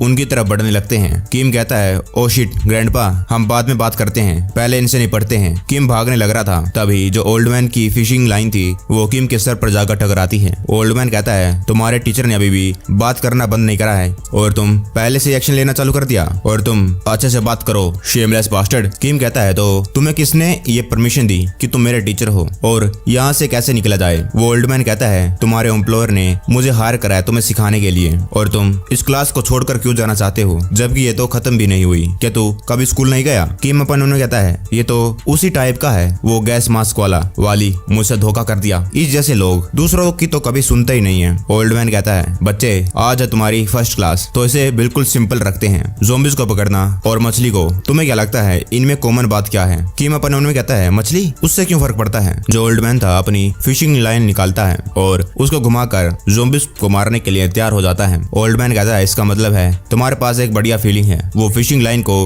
अपनी पावर से गोल गोल घुमाकर ज़ॉम्बीज की तरफ छोड़ देता है और वो जाकर सीधा ज़ॉम्बीज से टकराती है। किम कहता है, मुझे क्या करना होगा गुड फीलिंग के लिए? उससे फर्क नहीं पड़ता है ग्रैंडपा, ज़ॉम्बीज जो पीछे हैं। वो ग्रैंडपा कहता है, ये सब कुछ पेशेंस के बारे में है, एक लो जिसके बारे में तुम्हें मालूम होना चाहिए, तुम्हें कब पुल करना चाहिए, कैसे पुल करना चाहिए। तभी ग्रैंडपा कहता है, नीचे झुक जाओ बच्चे।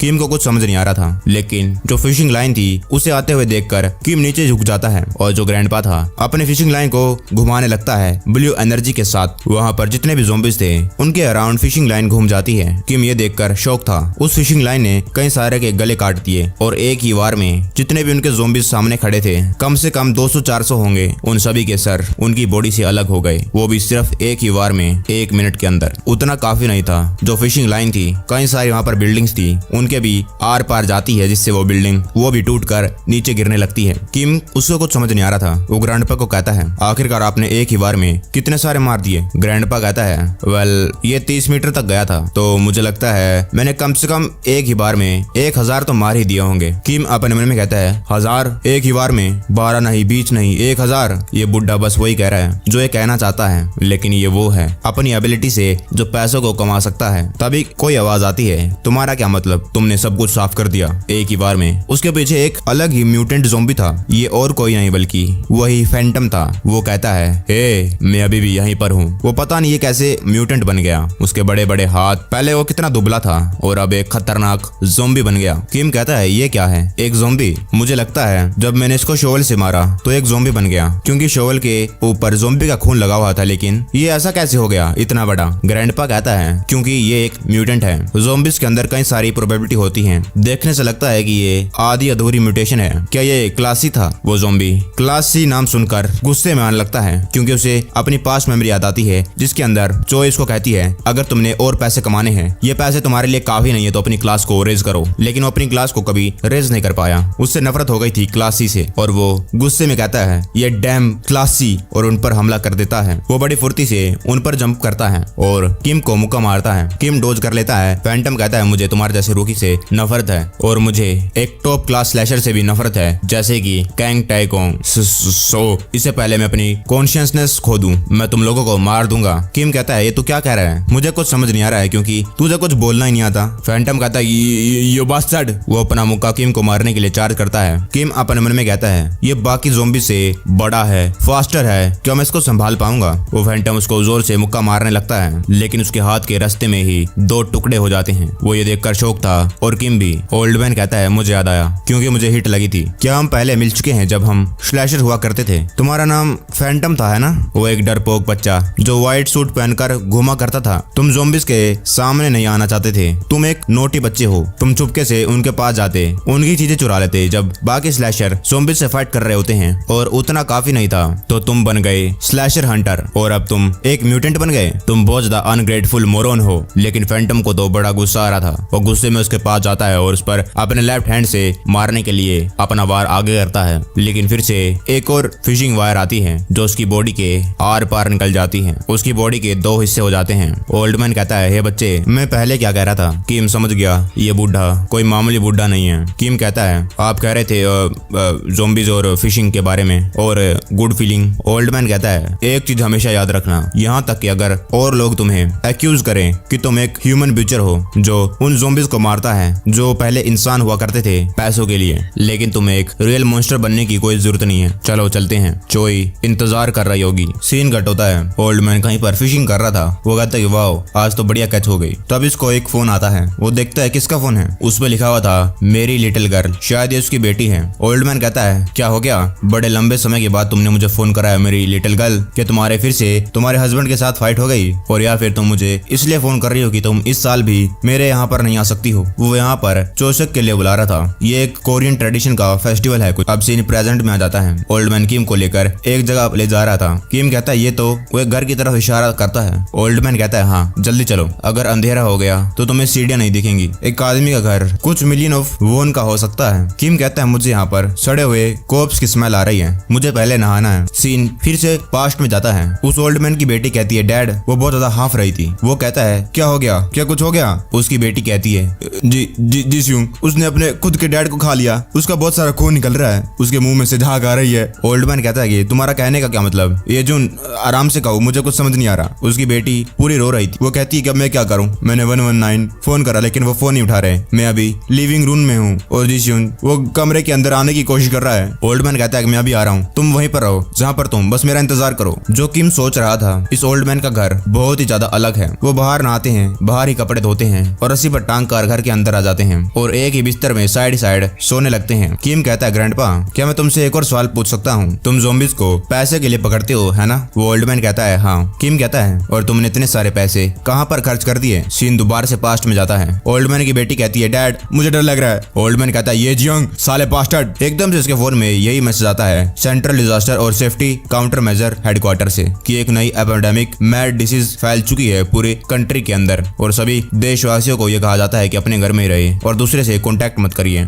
फिर सीन थोड़ा सा आगे जाता है जिसमें हेलीकॉप्टर का ड्राइवर कहता है पीपल ऑफ द स्लैशर हम एको सिटी के रूफ पर पहुंच चुके हैं। मैंने बस आज तक आपकी कहानियां सुनी थी जो भी आपने हीरोइक काम करे हैं। आपसे मिलकर बहुत ज्यादा ऑनर की बात है मेरे लिए। ओल्ड मैन कहता है उसकी कोई जरूरत नहीं है। किम कहता है मुझे लगता है ये घर महंगा है क्योंकि इस घर में कोई बाथरूम ही नहीं है, बाहर जाकर नहाना पड़ता है और ना ही आप महंगा खाना खाते हैं और आपको देखकर लगता भी नहीं है कि आप जवान लड़कियों के साथ खेलते हैं। ओल्ड मैन कहता है तो तुम कह रहे हो कि स्लैशर्स सारे के सारे किसी चीज के बारे में क्रेजी होते हैं जैसे कि तुम यहाँ पर वहाँ पर काम करते हो मारते हो एक घर खरीदने के लिए। किम कहता है हाँ और तुम्हारे बारे में क्या, आपने इतने सारे पैसे को कहाँ पर खर्च करा। ओल्ड मैन पहले तो कुछ बोलता ही नहीं है, फिर वो खड़ा हो जाता है। वो कहता है अगर तुम खुद अपनी आंखों से देखोगे तो तुम्हें ज्यादा समझ में आएगा। वो एक कबर्ड के पास जाता है, अपनी स्पेशल चाबी निकालता है और अब सीन आगे का कट हो जाता है। वो लोग चोई को मिलने के लिए उसके ऑफिस के पास पहुंच गए थे। वो लिफ्ट में जान लगते हैं। किम कहता है हे ग्रैंडपा एग्जैक्टली आखिरकार आप है कौन। अब की बार जो किम था उससे पोलाइटली बात करने लग गया था।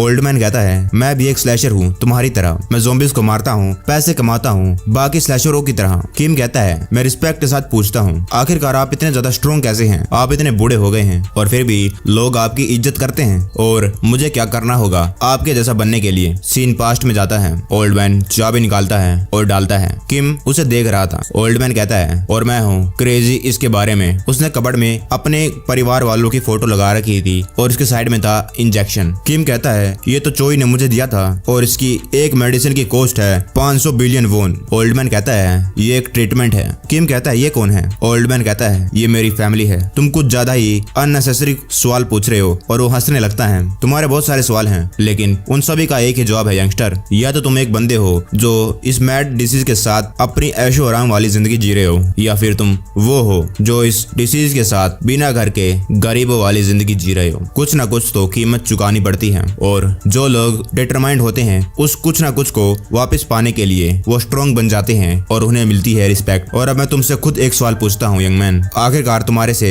क्या चीज चुराई गई है। किम अपन मन में कहता है मेरे से क्या चीज चुराई गई है। वो अपन मन में कहता है मेरे पेरेंट्स। पास्ट में ओल्ड मैन ने उसको बताया था कि वो सियोल जाकर अपनी फैमिली को ढूंढकर उनको दोबारा से इंसान बनाना चाहता है। किम चुलसू कुछ पूछना चाहता था कि वो क्या प्लान कर रहा है सियोल में 10 मिलियन ज़ॉम्बीज़ को मारने के लिए और सियोल के रास्ते में बहुत सारे ज़ॉम्बीज़ हैं, उनसे वो कैसे निपटेगा। अगर वो इतना सब कुछ सहन भी कर लेगा लेकिन क्या तब भी वो अपनी फैमिली को दोबारा से इंसान बना सकता है। लेकिन इसका मतलब क्या है, मेरा बचपन, मेरे दोस्त, मेरा बड़ा भाई। ओल्ड मैन कहता है तुम्हें इतने लंबे बड़े ख्यालों में देखकर ऐसा लगता है कि तुमसे तो बहुत कुछ चुराया गया है। किम अभी भी अपने ख्यालों में था। किम एक घर खरीदना चाहता था ताकि उसकी फैमिली, उसके पेरेंट्स, उसके भाई वापस आकर एक खुशहाल फैमिली की तरह जी सके और इसीलिए वो इस ब्लॉकेड के बाहर गया पैसे कमाने के लिए ताकि वो एक घर खरीद सके। ये दोनों साइड ही सेम नहीं थी। किम कहता है अच्छा ग्रैंडपा आप तो इसके बारे में क्रेजी हैं। ओल्ड मैन कहता है अगर तुम्हें कुछ कहना है तो कहो। किम कहता है कुछ नहीं, मुझे तो टूर में मजे आए, चलो अब सोते हैं। ओल्ड मैन कहता है तो इसे ऐसे सोचो यंग मैन, सोचो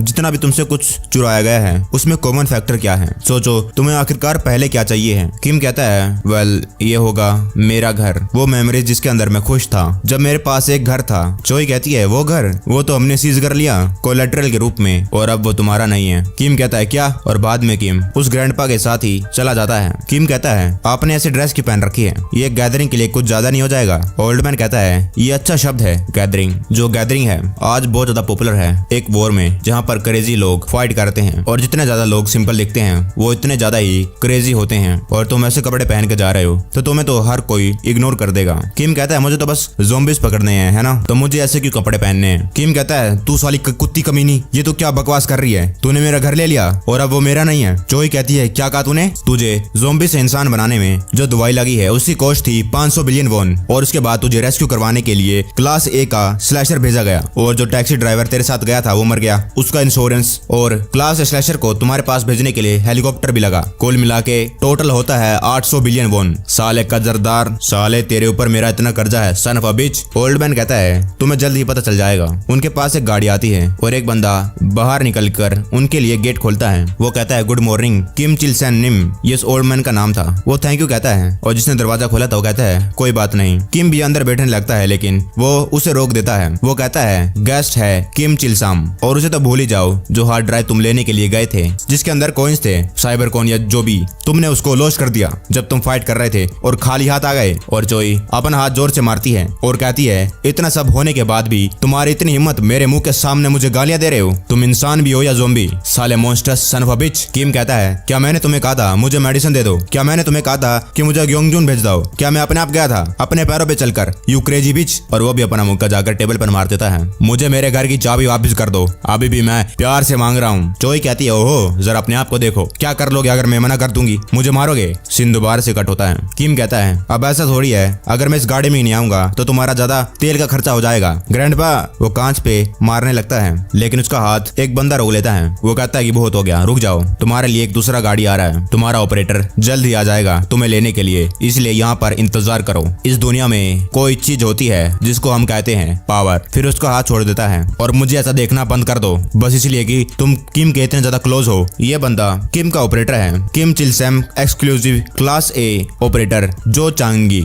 और वो गाड़ी में बैठकर निकल जाते हैं। सीन दोबारा से पास्ट में जाता है। जोई कहती है तुम्हारी लीश मेरे हाथों में है। किम अपना मुक्का बढ़ाता और कहता है कि साली क्रेजी। पीछे से ग्रैंडपा कहता है हिलना मत, नहीं तो तुम्हारा मुक्का हवा में उड़ जाएगा। वो अपना फिशिंग जो डंडी होती है निकालने लगता है और एक मर्डरस ओरा किम की तरफ छोड़ने लगता है। ओल्ड मैन कहता है मेरी बात मान लो, मुझे लगता है यंग प्रेसिडेंट की जो कैलकुलेशन है गलत है, इसलिए मेरा सवाल ये है तुम इतना गुस्सा क्यों कर रहे हो। किम कहता है ग्रैंडपा क्या आपको सच्ची में लगता है ये जो कह रही है वो सेंस बना रहा है, वो मेरा घर है, चाहे मैं ज़ॉम्बी बनूं या ना वो मेरा डिसीजन था। सीन फिर से कट होता है। किम कहता है वो कमीना कौन था, ये ऑपरेटर क्या होता है। और उसके पीछे एक स्कूटर आ जाता है। वो उसके पास रुकता है और कहता है क्या तुम ही नेक्स्ट कस्टमर हो। किम कहता है अब तू कौन है। वो कहती है आपसे मिलकर अच्छा लगा, अब से आपको मैनेज करने की हर एक रिस्पॉन्सिबिलिटी मेरी है, मेरा नाम है मिन आरी। किम अपने मन में कहता है क्या ये मेरा ऑपरेटर है। स्लैशर वो होते हैं जो बाहर जाकर ज़ॉम्बीज़ को मारते हैं और ऑपरेटर वो होते हैं जो उनकी हर एक चीजों को मैनेज करते हैं।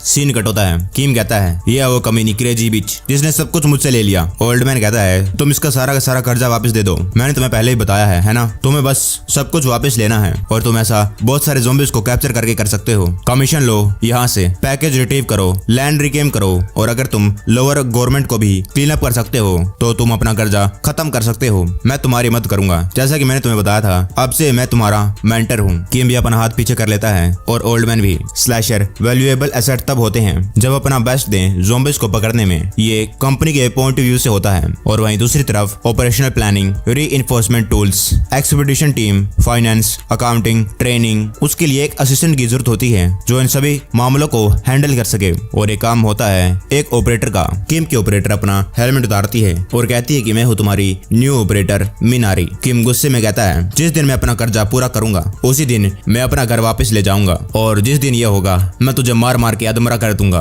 चोई उसको चिढ़ाती है और कहती है अच्छा तो प्लीज करो ना, तुम्हारी वजह से जल्द ही मैं लाल होने वाली हूँ। फिर चोई वो मेडिसिन ओल्ड मैन को देती है और कहती है जैसे कि मैंने वादा किया था मैं तुम्हें इसलिए दे रही हूँ क्योंकि ऐसा लगता है कि जल्द ही मेरा जो लॉस है वो सिली इडियट जल्द ही भर देगा, लेकिन प्लीज आगे से ये ध्यान रखना कि इस जैसा कोई भी अनफेयर ट्रांजैक्शन कभी दोबारा नहीं होगा। ओल्ड मैन कहता है थैंक यू लिटिल प्रेसिडेंट। चोई कहती है लेकिन स्टिल फिर भी क्या तुम सच्ची में उस बास्टर्ड को ट्रेन कर पाओगे। ये है किम चुल सू की exclusive class C operator Minari. Scene cut होता है। चोई और उसका मैनेजर कहती है अब मिस मेरा एक सवाल है, आप इतना किम चुलसू का ख्याल क्यों रख रही हैं और आपने उसको उसका ऑपरेटर क्यों बना दिया। चोई कहती है मुझे उसकी एबिलिटीज पर पूरा भरोसा है और मैंने खुद भी इस बिजनेस में एक ऑपरेटर के रूप में कदम रखा था, लेकिन देखो अभी मैं कहां पर हूं। अभी मेरी रिस्पॉन्सिबिलिटी ये नहीं है कि मैं क्लास सी स्लैशर को ऊपर नजर रखूं, उनको संभालूं, लेकिन बाकी 44 स्लैशर भी मेरी कंपनी को बिलोंग करते हैं। वो बहुत ज्यादा काम का है अगर तुम उसके नेचर को साइड में रख दो और उसकी एबिलिटी अपने इमोशन को कंट्रोल करने वाली, मैं देख सकती हूँ कि वो कम से कम सैंगसू के लेवल तक तो पहुंच ही सकता है। ओल्ड मैन कहता है ठीक है तो हमारा काम हो गया, हम जा रहे हैं। चोई कहती है ओ सर एक और काम, जब आप कल जो नाइट स्लैशर गेट टुगेदर है प्लीज इस बास्टर्ड को भी लेते आना, जैसा कि आपने कहा कि इसको सेकने की जरूरत है, मुझे लगता है इसको थोड़ी दुनिया के बारे में जानने की भी जरूरत है। ओल्ड मैन कहता है ठीक है अब तुम्हारा घर भी चला गया, क्यों ना तू मेरी जगह पे रहे जब तक तुझे घर नहीं मिल जाता जाता है। ये सड़कों पे सोने से तो अच्छा ही है। किम कहता है कि मैं उसे जल्दी वापस ले लूंगा और तब तक मैं आपके काइंडली ऑफर को एक्सेप्ट करता हूँ। चोई अजंग क्लास ए ऑपरेटर रह चुकी थी। चोई कहती है जो मिनारी है वो रिलायबल है, वो मेरी तरह ही स्मेल करती है। मैनेजर कहती है स्मेल, आपका क्या मतलब? चोई कहती है हाँ, किम चुल उसके स्कूटर पर बैठकर उसको लेकर आ रही थी। चोई कहती है स्मेल सक्सेस की। किम पूछता है ये गेट टुगेदर आखिरकार एग्जैक्टली है क्या? ओल्ड मैन बताता है सारे के सारे बुचर्स में जो बुसान में काम करते हैं ज़ॉम्बीज़ को मारने का, उनको पकड़ने का, उनमें से कई सारे लोग होते हैं जिनका ग्रेड होता है बी या फिर उनसे भी ज्यादा हायर स्लैशर, वो क्रेजी बास्टर्ड्स। क्लास डी बनने के लिए कम से कम 100 ज़ॉम्बी मारने पड़ते हैं। क्लास सी में 5000 और क्लास बी में 30,000 और क्लास ए में 1 लाख। ये एक इवेंट होता है जहाँ पर ये सारे के सारे क्रेजी बास्टर्ड्स एक जगह पर इकट्ठे होते हैं। हमें premium Hyundai 5 star hotel the Baekje को दिखाया जाता है। उसके अंदर बहुत सारे लोग काम कर रहे थे। तभी एक बंदे का ध्यान कहीं जाता है, वो था किम पे, क्योंकि वो एक स्कूटर पे आया था। वो कहता है तुम लोग यहाँ पर कैसे आ गए? क्या तुम स्लैशर हो या फिर कोई वीआईपी? मिनारी कहती है ये एक स्लैशर है जिसका नाम है स्योमयोन शोवल और मैं उसकी ऑपरेटर मिनारी। वो लिस्ट में उनका नाम चेक करने लगता है। वो कहता है इसका नाम लिस्ट में नहीं है, क्या तुम बता सकते हो इसकी क्लास क्या है? किम कहता है क्लास? अब ऐसी बात थोड़ी है कि मैं कोई मीट हूँ। मिनारी कहती है कि ये क्लास सी है, लेकिन चोई तभी वो बंदा कहता है तो यहाँ पर क्लास सी वाले कमीने घूम रहे हैं। यहाँ पर सिर्फ क्लास बी या फिर उससे हायर वाले स्लैशर ही इनवाइटेड हैं और खाली जिनके पास वीआईपी इनविटेशन है वो ही अंदर जा सकते हैं। और प्लीज काइंडली यहाँ से बिना लड़ाई करे निकल जाइए। तभी चोई आती है और कहती है वीआईपी का मतलब तुम मेरी बात कर रहे हो? उनको अंदर आने दो, मैंने उनको इन्वाइट करा है। वो कहता है प्रेसिडेंट चोई। किम अपन हमने कहता है ये डेप्टर कमीनी। वो कहता है स्टील, लेकिन फिर भी ये क्लास सी का स्लैशर है, हमने कम से कम एक सर्टेन लेवल ऑफ क्लास तो एक्सपेक्ट करी थी। चोई के कंधे पर हाथ रखती है और कहती है द सुपर रूकी जो सर्वाइवर है 17th स्ट्रेटेजिक नेशनल रिकैप्चर और जिसने मैनेज करा क्लास डी को स्किप करा, एक ही रात में सीधा क्लास सी बन गया और अब वो मेरा एक खिलौना है। और जो मेंबर्स है स्लैशर के, जो वीआईपी हैं, जो अंदर घूम रहे हैं, उन लोगों को इस अफवाह के बारे में पहले ही पता चल गया होगा। वो लोग इंतजार कर रहे होंगे इस रूकी को मिलने के लिए, इसके बारे में सुनने के बाद, इसलिए मैं इसको यहाँ पर लेकर आई हूँ और वहाँ पर कई सारे कस्टमर भी हैं। तो तुम्हारे अंदर इतनी हिम्मत है कि तुम इन लोगों की एक्साइटमेंट को खत्म कर सकते हो। चोई मिनारी को कहती है अगली बार तुमसे कोई पूछे तो उनसे कह देना कि चोई ने कहा है, ठीक है? किम कहता है छी, अच्छा होता हम घर जल्दी जा सकते थे। चोई कहती है हमारा लिटिल पपी, लगता है उसको समझ नहीं आ रहा उसका ओनर क्या कहना चाहता है। जब तक तुम मेरे 800 बिलियन वॉन वापस नहीं कर देते हो तुम वही करोगे जो मैं तुझे करने को कहूंगी। किम कहता है ये बात तो सच है। फिर आसपास के जो वहाँ पर चीजें लगी हुई थी उन्हें देखने लगता है कैसे लोग एंजॉय कर रहे थे। किम कहता है मैं सोच रहा हूँ क्या ये इसलिए क्योंकि यहाँ पर इतने सारे रिच बास्टर्ड आए हैं, ये लोग इतने ज्यादा मजे कर रहे हैं। मिनारी कहती है तुम सही कह रहे हो, यहाँ पर जितने भी स्लैशर आए हुए हैं वो कम से कम क्लास बी के हैं और उन लोगों ने कम से कम 30,000 ज़ॉम्बीज़ मार रखे हैं। और क्लास बी ऑपरेटर वो यहाँ पर आए हैं और स्लैशर को ढूंढने के लिए। और हाँ, यहाँ पर कई सारे वीआईपी भी हैं जिनके पास अंधा पैसा है। हर कोई यहाँ पर बिजनेस करने के लिए आया है और ये कोई ऐसा वैसा बिजनेस नहीं, हर एक मामले में कई सारे बिलियंस लगे होते हैं और 100 बिलियन तो यहाँ आम बात होती है। और कोरिया में दिन ब दिन डिक्लाइन होता रहा ज़ॉम्बी की सिचुएशन के बाद और इस कंट्री में बिजनेस अब ग्रो ही होते जा रहा है। किम कहता है ठीक है, तो तुम ये अब क्यों कह रही हो? मिनारी कहती है मैं तुम्हें इसलिए बता रही हूँ ताकि तुम्हें इसकी आदत हो जाए, इसलिए बता रही हूँ ताकि तुम अपने आप पर प्राइड करो कि तुम इस इंडस्ट्री में एक प्रो की तरह एंटर कर रहे हो। तुम्हारा डिबेट है मिस्टर शोवल और तुम इसलिए बता रहे हूँ ताकि तुम अपने वर्क एथिक को मेंटेन करो, चाहे जो हो जाए, चाहे तुम्हें यहाँ पर कितने भी ट्विस्टेड या फिर डिस्गस्टिंग चीजें दिखे। किम कहता है इतना ज्यादा सीरियस, मैं यहाँ पर होंडाई रेफ्यूजी कैंप से आया हूँ और ऐसी छोटी मोटी चीजें उससे मेरा पेट नहीं दुखेगा, इसलिए चिंता मत करो। हाँ, जो किम चुल सू था वो एक रेफ्यूजी था लोवेस्ट क्लास ऑफ स्कम का इस अपोकलिप्टिक वर्ल्ड के अंदर। जैसा वो सोच रहा था कि उसके पास बहुत बढ़िया पेट है, उसको कुछ नहीं होगा, कि वो सहन कर लेगा, लेकिन यहाँ पे जो लोग हैं इतने ज्यादा कमीने हैं, उनको बाहर की सिचुएशन कुछ मालूम ही नहीं। अपने टाइम पर वो चूहे पकड़ कर खाया करते थे सड़े हुए मीट, और ये लोग ऐसे खाने को वेस्ट कर रहे हैं। तभी उनके पास कोई आता है, वो कहता है कि मैंने तुम्हारी पास्ट परफॉर्मेंस के बारे में सुना, तुम अकेले गए, तुमने अकेले कई सारे ज़ॉम्बीज़ को पकड़ा, सही कह रहा हूँ ना? तो मैं सोच रहा था कि तुम मेरे लिए कुछ लेकर आ सकते हो। मिनारी बताती है ये है सीईओ वीएफ ग्रुप के, इन्होंने टोटल 24 केस कमीशन कर रखे हैं और ये वीआईपी में भी वीआईपी हैं। और पैकेज क्या लाना है? वो कहता है मेरी वाइफ का अंगूठा डेगू एयर परेड शेल्टर से। मैं अपने शेयर को ऑर्गेनाइज कर रहा था और उन्होंने मुझे बताया कि मुझे पेपर वर्क के लिए अपनी वाइफ का अंगूठा चाहिए है, उसके थंबप्रिंट की जरूरत है और मुझे लगता है कि वो अभी भी एयर रेड शेल्टर के अंदर है, तो क्या तुम वहाँ पर जाकर उसकी उंगली लेकर आ सकते हो? किम बिना कुछ उसको कहे वहाँ से चल देता है। जब वो वहाँ से जा रहा था एक बंदा उसको जानबूझ के टकरा जाता है। वो कहता है कि अच्छा तो तू है वो जिसके बारे में अफवाह फैली हुई है नूबी, अपनी आंखें अच्छे से खोल कर चला कर। किम कहता है लेकिन वो तुम थे जो मुझसे टकराए। तब इसके कंधे पर हाथ रखता है कोई। ये बंदा कहता है टेक इट इजी बेबी। मुझे सबसे ज्यादा नफरत उससे होती है जब लोग दूसरों से जलते हैं। ये बंदा क्लास बी स्लैशर है और मेंबर है ड्यूक्चुअल एसोसिएशन का। इसका नाम है स्नेक मैन चेंगुई। फिर वो बंदा किम को छोड़कर चला जाता है और मनी मन उसको गाली देता है। और जिसने किम को बचाया था स्नेक, वो उसके साथ चलने लगता है और कहता है मेरे लंबे बाल वाले दोस्त कैसे हो। यहाँ न्यूबी को ऐसे ही ट्रीट करा जाता है। इसका मतलब है वो लोग तुम्हारे अंदर बहुत ज्यादा इंटरेस्टेड हैं। लेकिन तुम चिंता मत करो, इवेंट जल्द ही शुरू होने वाला है, जिसके बाद सारी की सारी अटेंशन तुम्हारे से खींचकर अलग हो जाएगी। तभी लाइटें वहाँ पर जलने लगती हैं। एंकर कहता है आप सभी गेस्ट क्या आप अपनी पार्टी को एंजॉय कर रहे हैं, बोर तो नहीं हो रहा। चोई कहती है जैसे कि ये सारे के सारे गैंगस्टर मजे करने के लिए आए हैं, हम यहाँ पर काम के लिए आए हैं। एंकर कहता है तो हमारी ओन ड्यूक्चुअल एसोसिएशन उन्होंने प्रिपेयर करा है एक सिंपल ऑक्शन। किम कहता है एक ऑक्शन, क्या यहाँ पर स्लैशर के गियर बेचे जाते हैं। वो कहता है नहीं, हमारी ड्यूक्चुअल एसोसिएशन बेचती है कुछ बहुत ही ज्यादा एसेंशियल। किम देखता है। एंकर कहता है लेफ्ट जा रहे हैं फेमस एक्ट्रेस। एक minute, the famous actors zombie बनने से पहले मिस जी हान जी, और उसके पीछे हैं आइडियल मियू और फाइनली मिस सोही। और इनको यहाँ पर पकड़ के लाने के लिए बहुत ज्यादा डिफिकल्टी हुई, इसीलिए इनकी बीडिंग स्टार्ट होती है 5 बिलियन वॉन से। और ये बंदा स्नेक कहता है वो हो आपकी बार मर्चेंडाइज कोई मजाक नहीं है, ये लोग बहुत ही महंगे दाम पर बिकने वाले हैं। किम वहाँ से जाने लगता है। वो बंदा उस पर ज्यादा ध्यान नहीं देता है। वो उसको कहता है क्या तुम्हें वो पसंद आई, वो तुम्हारे टाइप की है क्या तुम्हारे पास इतने पैसे भी हैं। किम चुल अपने आप को और ज्यादा रोक नहीं पाया। वो लोग कहते हैं पैसे कुत्ते की तरह काम करके कमाए जाते हैं, लेकिन फिर भी एक सिंपल लाइन है इंसानों के बीच में। किम पास से एक चाकू उठाता है और उन ज़ॉम्बी की तरफ पड़ने लगता है। चोई कहती है मिस्टर शोवल। एंकर कहता है अगर आपको इनको खरीदना है तो उसकी प्राइस स्टेज के पीछे जाकर पूछो। मीनारी पीछे पीछे भागती हुई आ रही थी, रुक जाओ। लेकिन जो किम था एक बार में उनके गले काट देता है। वो किसी को छोड़ता नहीं है। चोई की हालत खराब हो गई थी और दूसरा स्लैशर देखकर खुश हो रहा था, और जो ओल्ड मैन था वो भी थोड़ा हैरान था।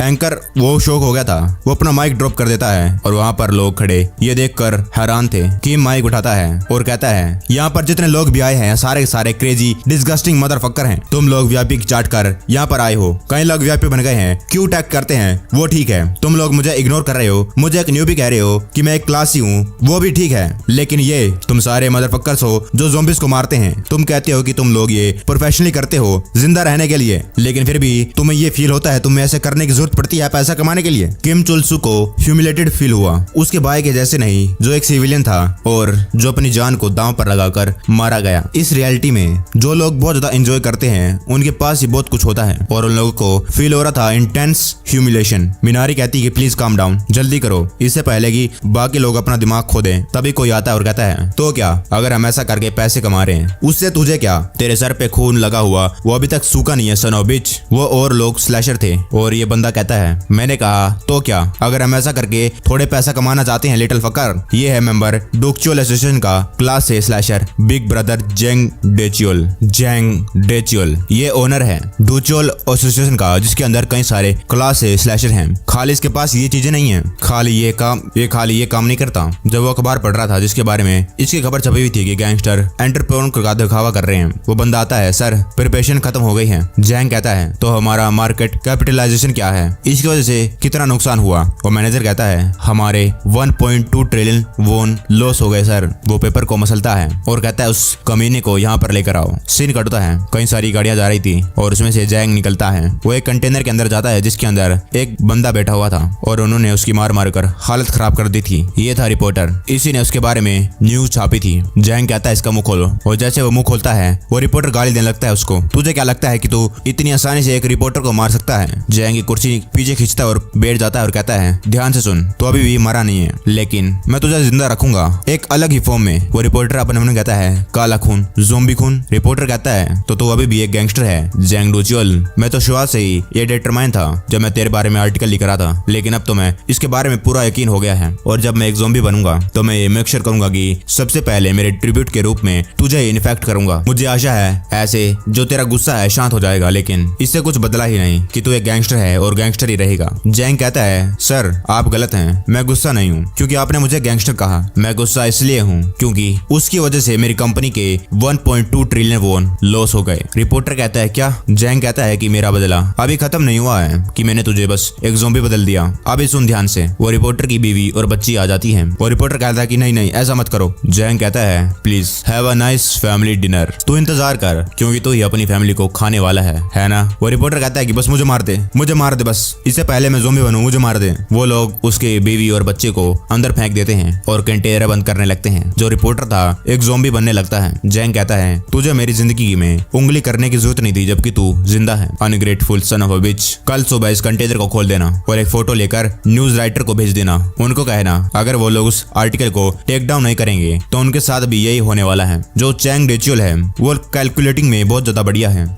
वो कैलकुलेटिंग में बहुत ज्यादा बढ़िया है। और वो धीरे धीरे करके आगे आता है। मिनारी उसके आगे आती है और कहती है जैंग रिचुअल प्लीज शांत हो जाइए, लेकिन वो मिनारी को थप्पड़ मार देता है जिसके बाद वो साइड में गिर जाती है और इतनी जोर से उसको थप्पड़ लगा था कि वो घसीटते हुए एक दीवार पर जाकर टकराती है जिससे उसका सर भी खून हो जाता है और जो दीवार थी उसमें भी क्रैक आ जाते हैं। किम कहता है जैंग कहता है मैं तुझसे दोबारा पूछता हूँ सन ऑफ अ बिच, तो क्या अगर हम ऐसा करके पैसे कमा रहे हैं? किम कहता है अगर तुम्हें ये मर्चेंडाइज जैसे लग रहे हैं तो हम और इन ज़ॉम्बीज में क्या फर्क है? मैं तो बस इसको बदलने की कोशिश कर रहा था। और किम उस पर वार कर देता है उसके गर्दन पर। किम हैरान हो जाता है क्योंकि उसने उसके वार को बस एक उंगली से ही रोक लिया था और एक झटके में उसकी ब्लेड को तोड़ देता है। जैंग कहता है तू सच्ची में बहुत ज्यादा नॉनसेंस बात करता है, एक कुत्ते की तरह जो हर वक्त भौंकता रहता है। मुझे लगता है कि तुझे सच्ची में एक कुत्ते की तरह पीटने की जरूरत है। वो अपना वार किम के ऊपर करने लगता है। वो उसके वार को ब्लॉक करता है। जो जैंग था उसने अपना उसको मुक्का मार दिया था और किम उसको ब्लॉक कर रहा था, लेकिन उसका मुक्का इतना ज्यादा पावरफुल था कि उसकी दोनों हाथ की हड्डियां टूट जाती हैं। और जैसे वो ऊपर देखता है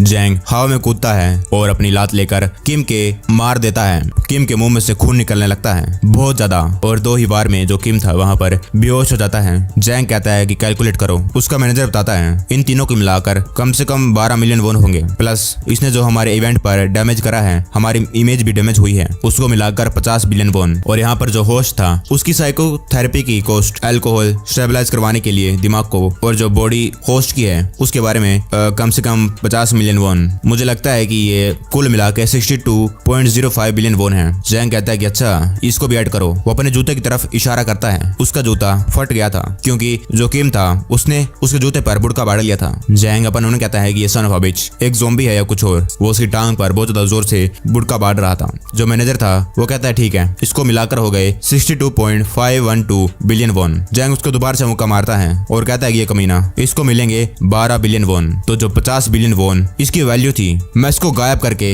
इसको खत्म करके चुका लूंगा। मैं इसको खत्म करूंगा और बाकी लोगों के लिए एक एग्जाम्पल सेट करूंगा। तुम लोगों को वो वापस चुकाना पड़ता है जो तुम मेरे साथ करते हो। लेकिन तभी उसकी गर्दन के राउंड एक फिशिंग वायर आती है। जैंग कहता है ये तू क्या कर रहा है? क्या तुझे दिख नहीं रहा मैं कैलकुलेट कर रहा हूँ साले कुत्ते? ओल्ड मैन कहता है कि तुम तो बहुत ज्यादा रूड हो, लेकिन ये मैं अपनी मर्जी से नहीं कर रहा हूँ। चोई आगे आती है और कहती है गैंगस्टर ओल्ड मैन, क्या तुम्हारे पास सच्ची में 800 बिलियन वोन है? चोई को अच्छे से मालूम था कि जो जैंग है वो जिंदा रहेगा कैलकुलेशन के साथ और मरेगा कैलकुलेशन के साथ ही। जैंग कहता है 800 बिलियन, ये तू क्या बकवास कर रही है? चोई ऐसा करके उसको रोकना चाहती थी और उसका ट्रम्प कार्ड था कर्जा। चोई कहती है कि जिसको तुम अभी मारने की कोशिश कर रहे हो उसकी कीमत है 800 बिलियन वोन, और क्या तुम मुझे 800 बिलियन वोन दोगे? चोई कहती है कि क्या तुम मुझे 800 मिलियन वोन वापस दोगे? जैंग कहता है शिट, आखिरकार एक कुत्ते का 800 बिलियन का प्राइस टैग, क्या तुम मेरे साथ मजाक कर रही हो? वो बस इसलिए क्योंकि ये तुम्हारे स्लैशर कंपनी से है। चोई कहती है लेकिन ये सब कुछ सच है, अगर तुम्हें यकीन नहीं होता है तो मैं तुम्हें प्रूफ दिखा सकती हूँ। उसके मैनेजर उसको कुछ कागज ला कर देती है, ये लो। जैंग उसको ले लेता है और सब कुछ पढ़ने लगता है। चोई कहती है जब कर्जदार मर जाता है तो ये सेंस बनाता है कि अपने पैसे जिसने उसको मारा है उससे लेना सही रहेगा। तो ड्यूक्चुअल एसोसिएशन क्या मुझे चेक लिखने वाली है 812 बिलियन वोन का, और अगर तुम ऐसा कर सकते हो तो तुम मुझे मार सकते हो। मुझे तो खुशी होगी, बल्कि अगर तुम ऐसा करते हो मुझे मेरा पैसा बहुत ही जल्दी मिल जाएगा। जैंग कहता है तुझे क्या लगता है कि मैं नहीं कर सकता? तुझे लगता है कि मैं जैंग ड्यूक्चुअल, मेरे पास इतने पैसे नहीं है? मैं हूँ एक मैन जिसके पास बहुत सारे पैसे हैं और फुल ऑफ डिग्निटी। वो किम के मुंह में अपने हाथ डालता है। मैनेजर थोड़ी सी घबरा जाती है। चोई कहती है वो गैंगस्टर सन ऑफ अ बिच ऐसा नहीं कर सकता है। अगर उसके लुक को साइड करते हैं, लेकिन उसका दिमाग वो काउंटिंग में बहुत ज्यादा ग्रेट है। जो जैंग था उसको मार नहीं पाता है। जैंग अपन उन्हें कहता है अगर मैं इसको नहीं मारूंगा तो मैं और मेरी कंपनी दोनों की बेइज्जती होगी। लेकिन 800 बिलियन शिट, इसीलिए मैं कह रहा था कि मुझे यहाँ पर नहीं आना। चोई थोड़ी सी हंसने लगती है और जैंग उसके बाल पकड़ लेता है और कहता है ये बीच हंस रही है, लेकिन इससे पहले वो कुछ कर पाता चोई के स्लैशर आ जाते हैं, जिसमें था वो ओल्ड मैन और भी दो। एक कहता है अपने हाथ इनके ऊपर से उठाओ, दूसरा कहता है हम सच्ची में ऐसा नहीं करना चाहते हैं और हमें फर्क नहीं पड़ता है तुम कौन हो, तुम्हारी क्या कंपनी है। और ओल्ड मैन कहता है हम तुम्हें मार देंगे। जो जैंग था उसके गर्दन के पास सारे हथियार थे। जैंग कहता है अच्छा तो तूने और भी शिटी डॉग्स को पाल रखा है, ये हमेशा याद रखना, जब मेरी कंपनी बड़ी होगी तो मैं तुझे खत्म कर दूंगा। और फिर वो सारे के सारे लोग वहाँ से जाने लगते हैं। चोई कहती है मिनारी और शोवेल को पास वाले हॉस्पिटल में ले जाओ। वो लोग उनको उठाते हैं और ऑर्गेनाइजर्स को कहो यहाँ पर जितना भी डैमेज हुआ है उसका कॉस्ट मैं भर दूंगी और उसके ऊपर डिस्टर्बेंस की वजह से जो कंपनसेट होगा वो भी मैं भर दूंगी। चोई की मैनेजर कहती है कि हम अभी भी जो गैदरिंग है उसको कंटिन्यू रखें, अभी भी शेड्यूल बाकी है VIP एंटरटेनमेंट और स्लैशर स्काउटिंग के लिए। चोई कहती है उसकी कोई जरूरत नहीं है, मेरा मूड पहले ही खराब हो गया है, पार्टी में रहने की कोई जरूरत नहीं जब म्यूजिक ही बंद हो गया हो। वो अपन उन्हें कहती है कि ये बहुत ज्यादा अनफॉर्चुनेट है और वो याद करने लगती है जो किम कह रहा था, जब तुम लोग कह रहे थे कि तुम एक ज़ोंबी हंटर हो तो मुझे लगा तुम लोग बहुत ज्यादा प्रोफेशनल हो गए अपने काम में, लेकिन क्या मुझे पैसा कमाने के लिए ये सब भी करना पड़ेगा, इतना आगे जाना पड़ेगा। फिर हम एक बंदे को देखते हैं जो ज़ोंबीज के पहाड़ पर बैठा हुआ था और उसके सामने खड़ी थी चोई। वो कहता है चोई चलो एक काम करते हैं, एक प्रोफेशनल बनाते हैं जो ज़ोंबीज को हंट करता है और उससे हम पैसे कमाएंगे। और ये बंदा था फर्स्ट स्लैशर चोई जैंग कंपनी का। चोई जैंग कंपनी का नाम ही है चोई और दूसरा है जैंग। यही था इस कंपनी का दूसरा फाउंडर जो था S क्लास स्लैशर जैंग सुहो। किल काउंट मालूम नहीं, इसे देखने में लगता है ये है असली स्लैशर। पीछे बेसबॉल वाला बैट, सर पे हेलमेट, एक बैकपैक जिसपे ग्रेनेड लगे हुए हैं और हाथ में चाकू, फुल्ली कवर। चोई कहती है वो भी इसी की तरह ऐसे कुछ कहता था, हमें अभी भी ये मालूम नहीं है कि वो जिंदा है या नहीं, हमें व्यूअर्स। फिर हम किम को देखते हैं हॉस्पिटल के अंदर, जो अपने पास में उसकी ऑपरेटर थी मिनारी, उसको देखता है। किम कहता है मुझे माफ कर देना, मेरी वजह से तुम्हारे साथ ऐसा हुआ। मिनारी कहती है वो मेरी गलती है, मैं अपने स्लैशर की मेंटालिटी को मैनेज नहीं कर पाई, तुम्हें माफी मांगने की कोई जरूरत नहीं है। किम कहता है कि मैं सच्ची में उसको और सहन नहीं कर पाया, वो लोग मुझसे बेहतर हैं और मुझसे ऊपर हैं। वो अपने मन में सब कुछ याद करने लगता है जो भी वहाँ पर हुआ था। ऑर्डिनरी लोगों को ये मालूम ही नहीं कि उनके ऊपर हैं इस जैसे लोग, इसीलिए मैं पूछना चाहता हूँ तुम नहीं क्या हम उनसे अलग हैं या फिर हम भी उन्हीं की तरह। मिनारी कहती है स्लैशर वर्ल्ड में दो चीज डिटरमाइन करती है एक पर्सन की वैल्यू को, पावर ज़ोंबीज को पकड़ने की, उसे हम कहते हैं एबिलिटी, और दूसरी है पावर ज़ोंबी को पैसे में बदलने की, जिसे हम कहते हैं वेल्थ। शोवेल तुम हारे हो जैंग डेकचुल से क्योंकि तुम इन दोनों चीजों में उससे काफी नीचे हो, और जो वजह है जिसकी वजह से हम जैंग का कुछ उखाड़ नहीं सकते हैं वो भी इन्हीं दो चीजों के कारण है। हम बस इंतजार कर सकते हैं और देख सकते हैं, लेकिन आगे से हमें और ज्यादा केयरफुल रहना होगा। किम कहता है केयरफुल, तो मुझे लगता है तुमने कितना ज्यादा अच्छा एक्सप्रेशन का इस्तेमाल करा है, तो हम बस इंतजार कर सकते हैं और देख सकते हैं। मिनारी कहती है शोवेल तुम अकेले नहीं हो जो इस दुनिया में पागल हो रहे हो। फिर मिनारी अपने पास्ट में जान लगती है, उसमें वो अपनी ही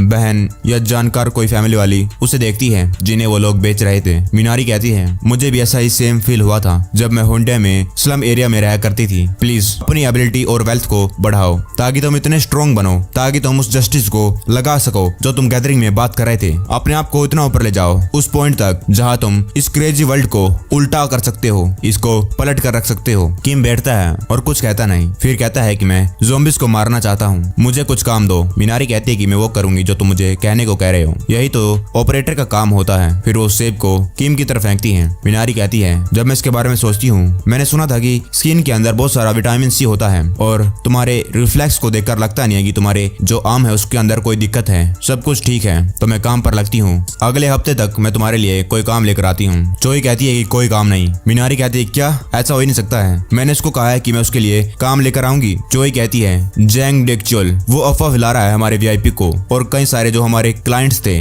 उनको, इसीलिए उनमें से किसी ने भी शोवेल को कोई काम नहीं दिया, और तो और उसने कमीशन लेना भी बंद कर दिया। जो चोई और जैंग कंपनी लिया करती थी 10 to 30%, उसने बिना कमीशन के क्लाइंट्स के काम करने चालू कर दिए। मुझे लगता है कि हमने अब की बार मधुमक्खी के छत्ते में हाथ मार दिया है। मिनारी कहती है तो क्या जो मिस्टर शोवेल है उसको कंपनी के डेट को रिजोल्व करना है, तो क्या अगर हमें जो जैंग है उसकी स्कीम्स में से निकलना होगा, हमें एक अपना खुद का ब्रांड बनाना है, हमें शोवेल का नाम बनाना है और उसके लिए हमें काम की जरूरत है। हम कोई भी रिक्वेस्ट को एक्सेप्ट करेंगे, पैसों की चिंता मत करिए कि उसमें कितने पैसे हैं, मुझे एक काम दीजिए बॉस।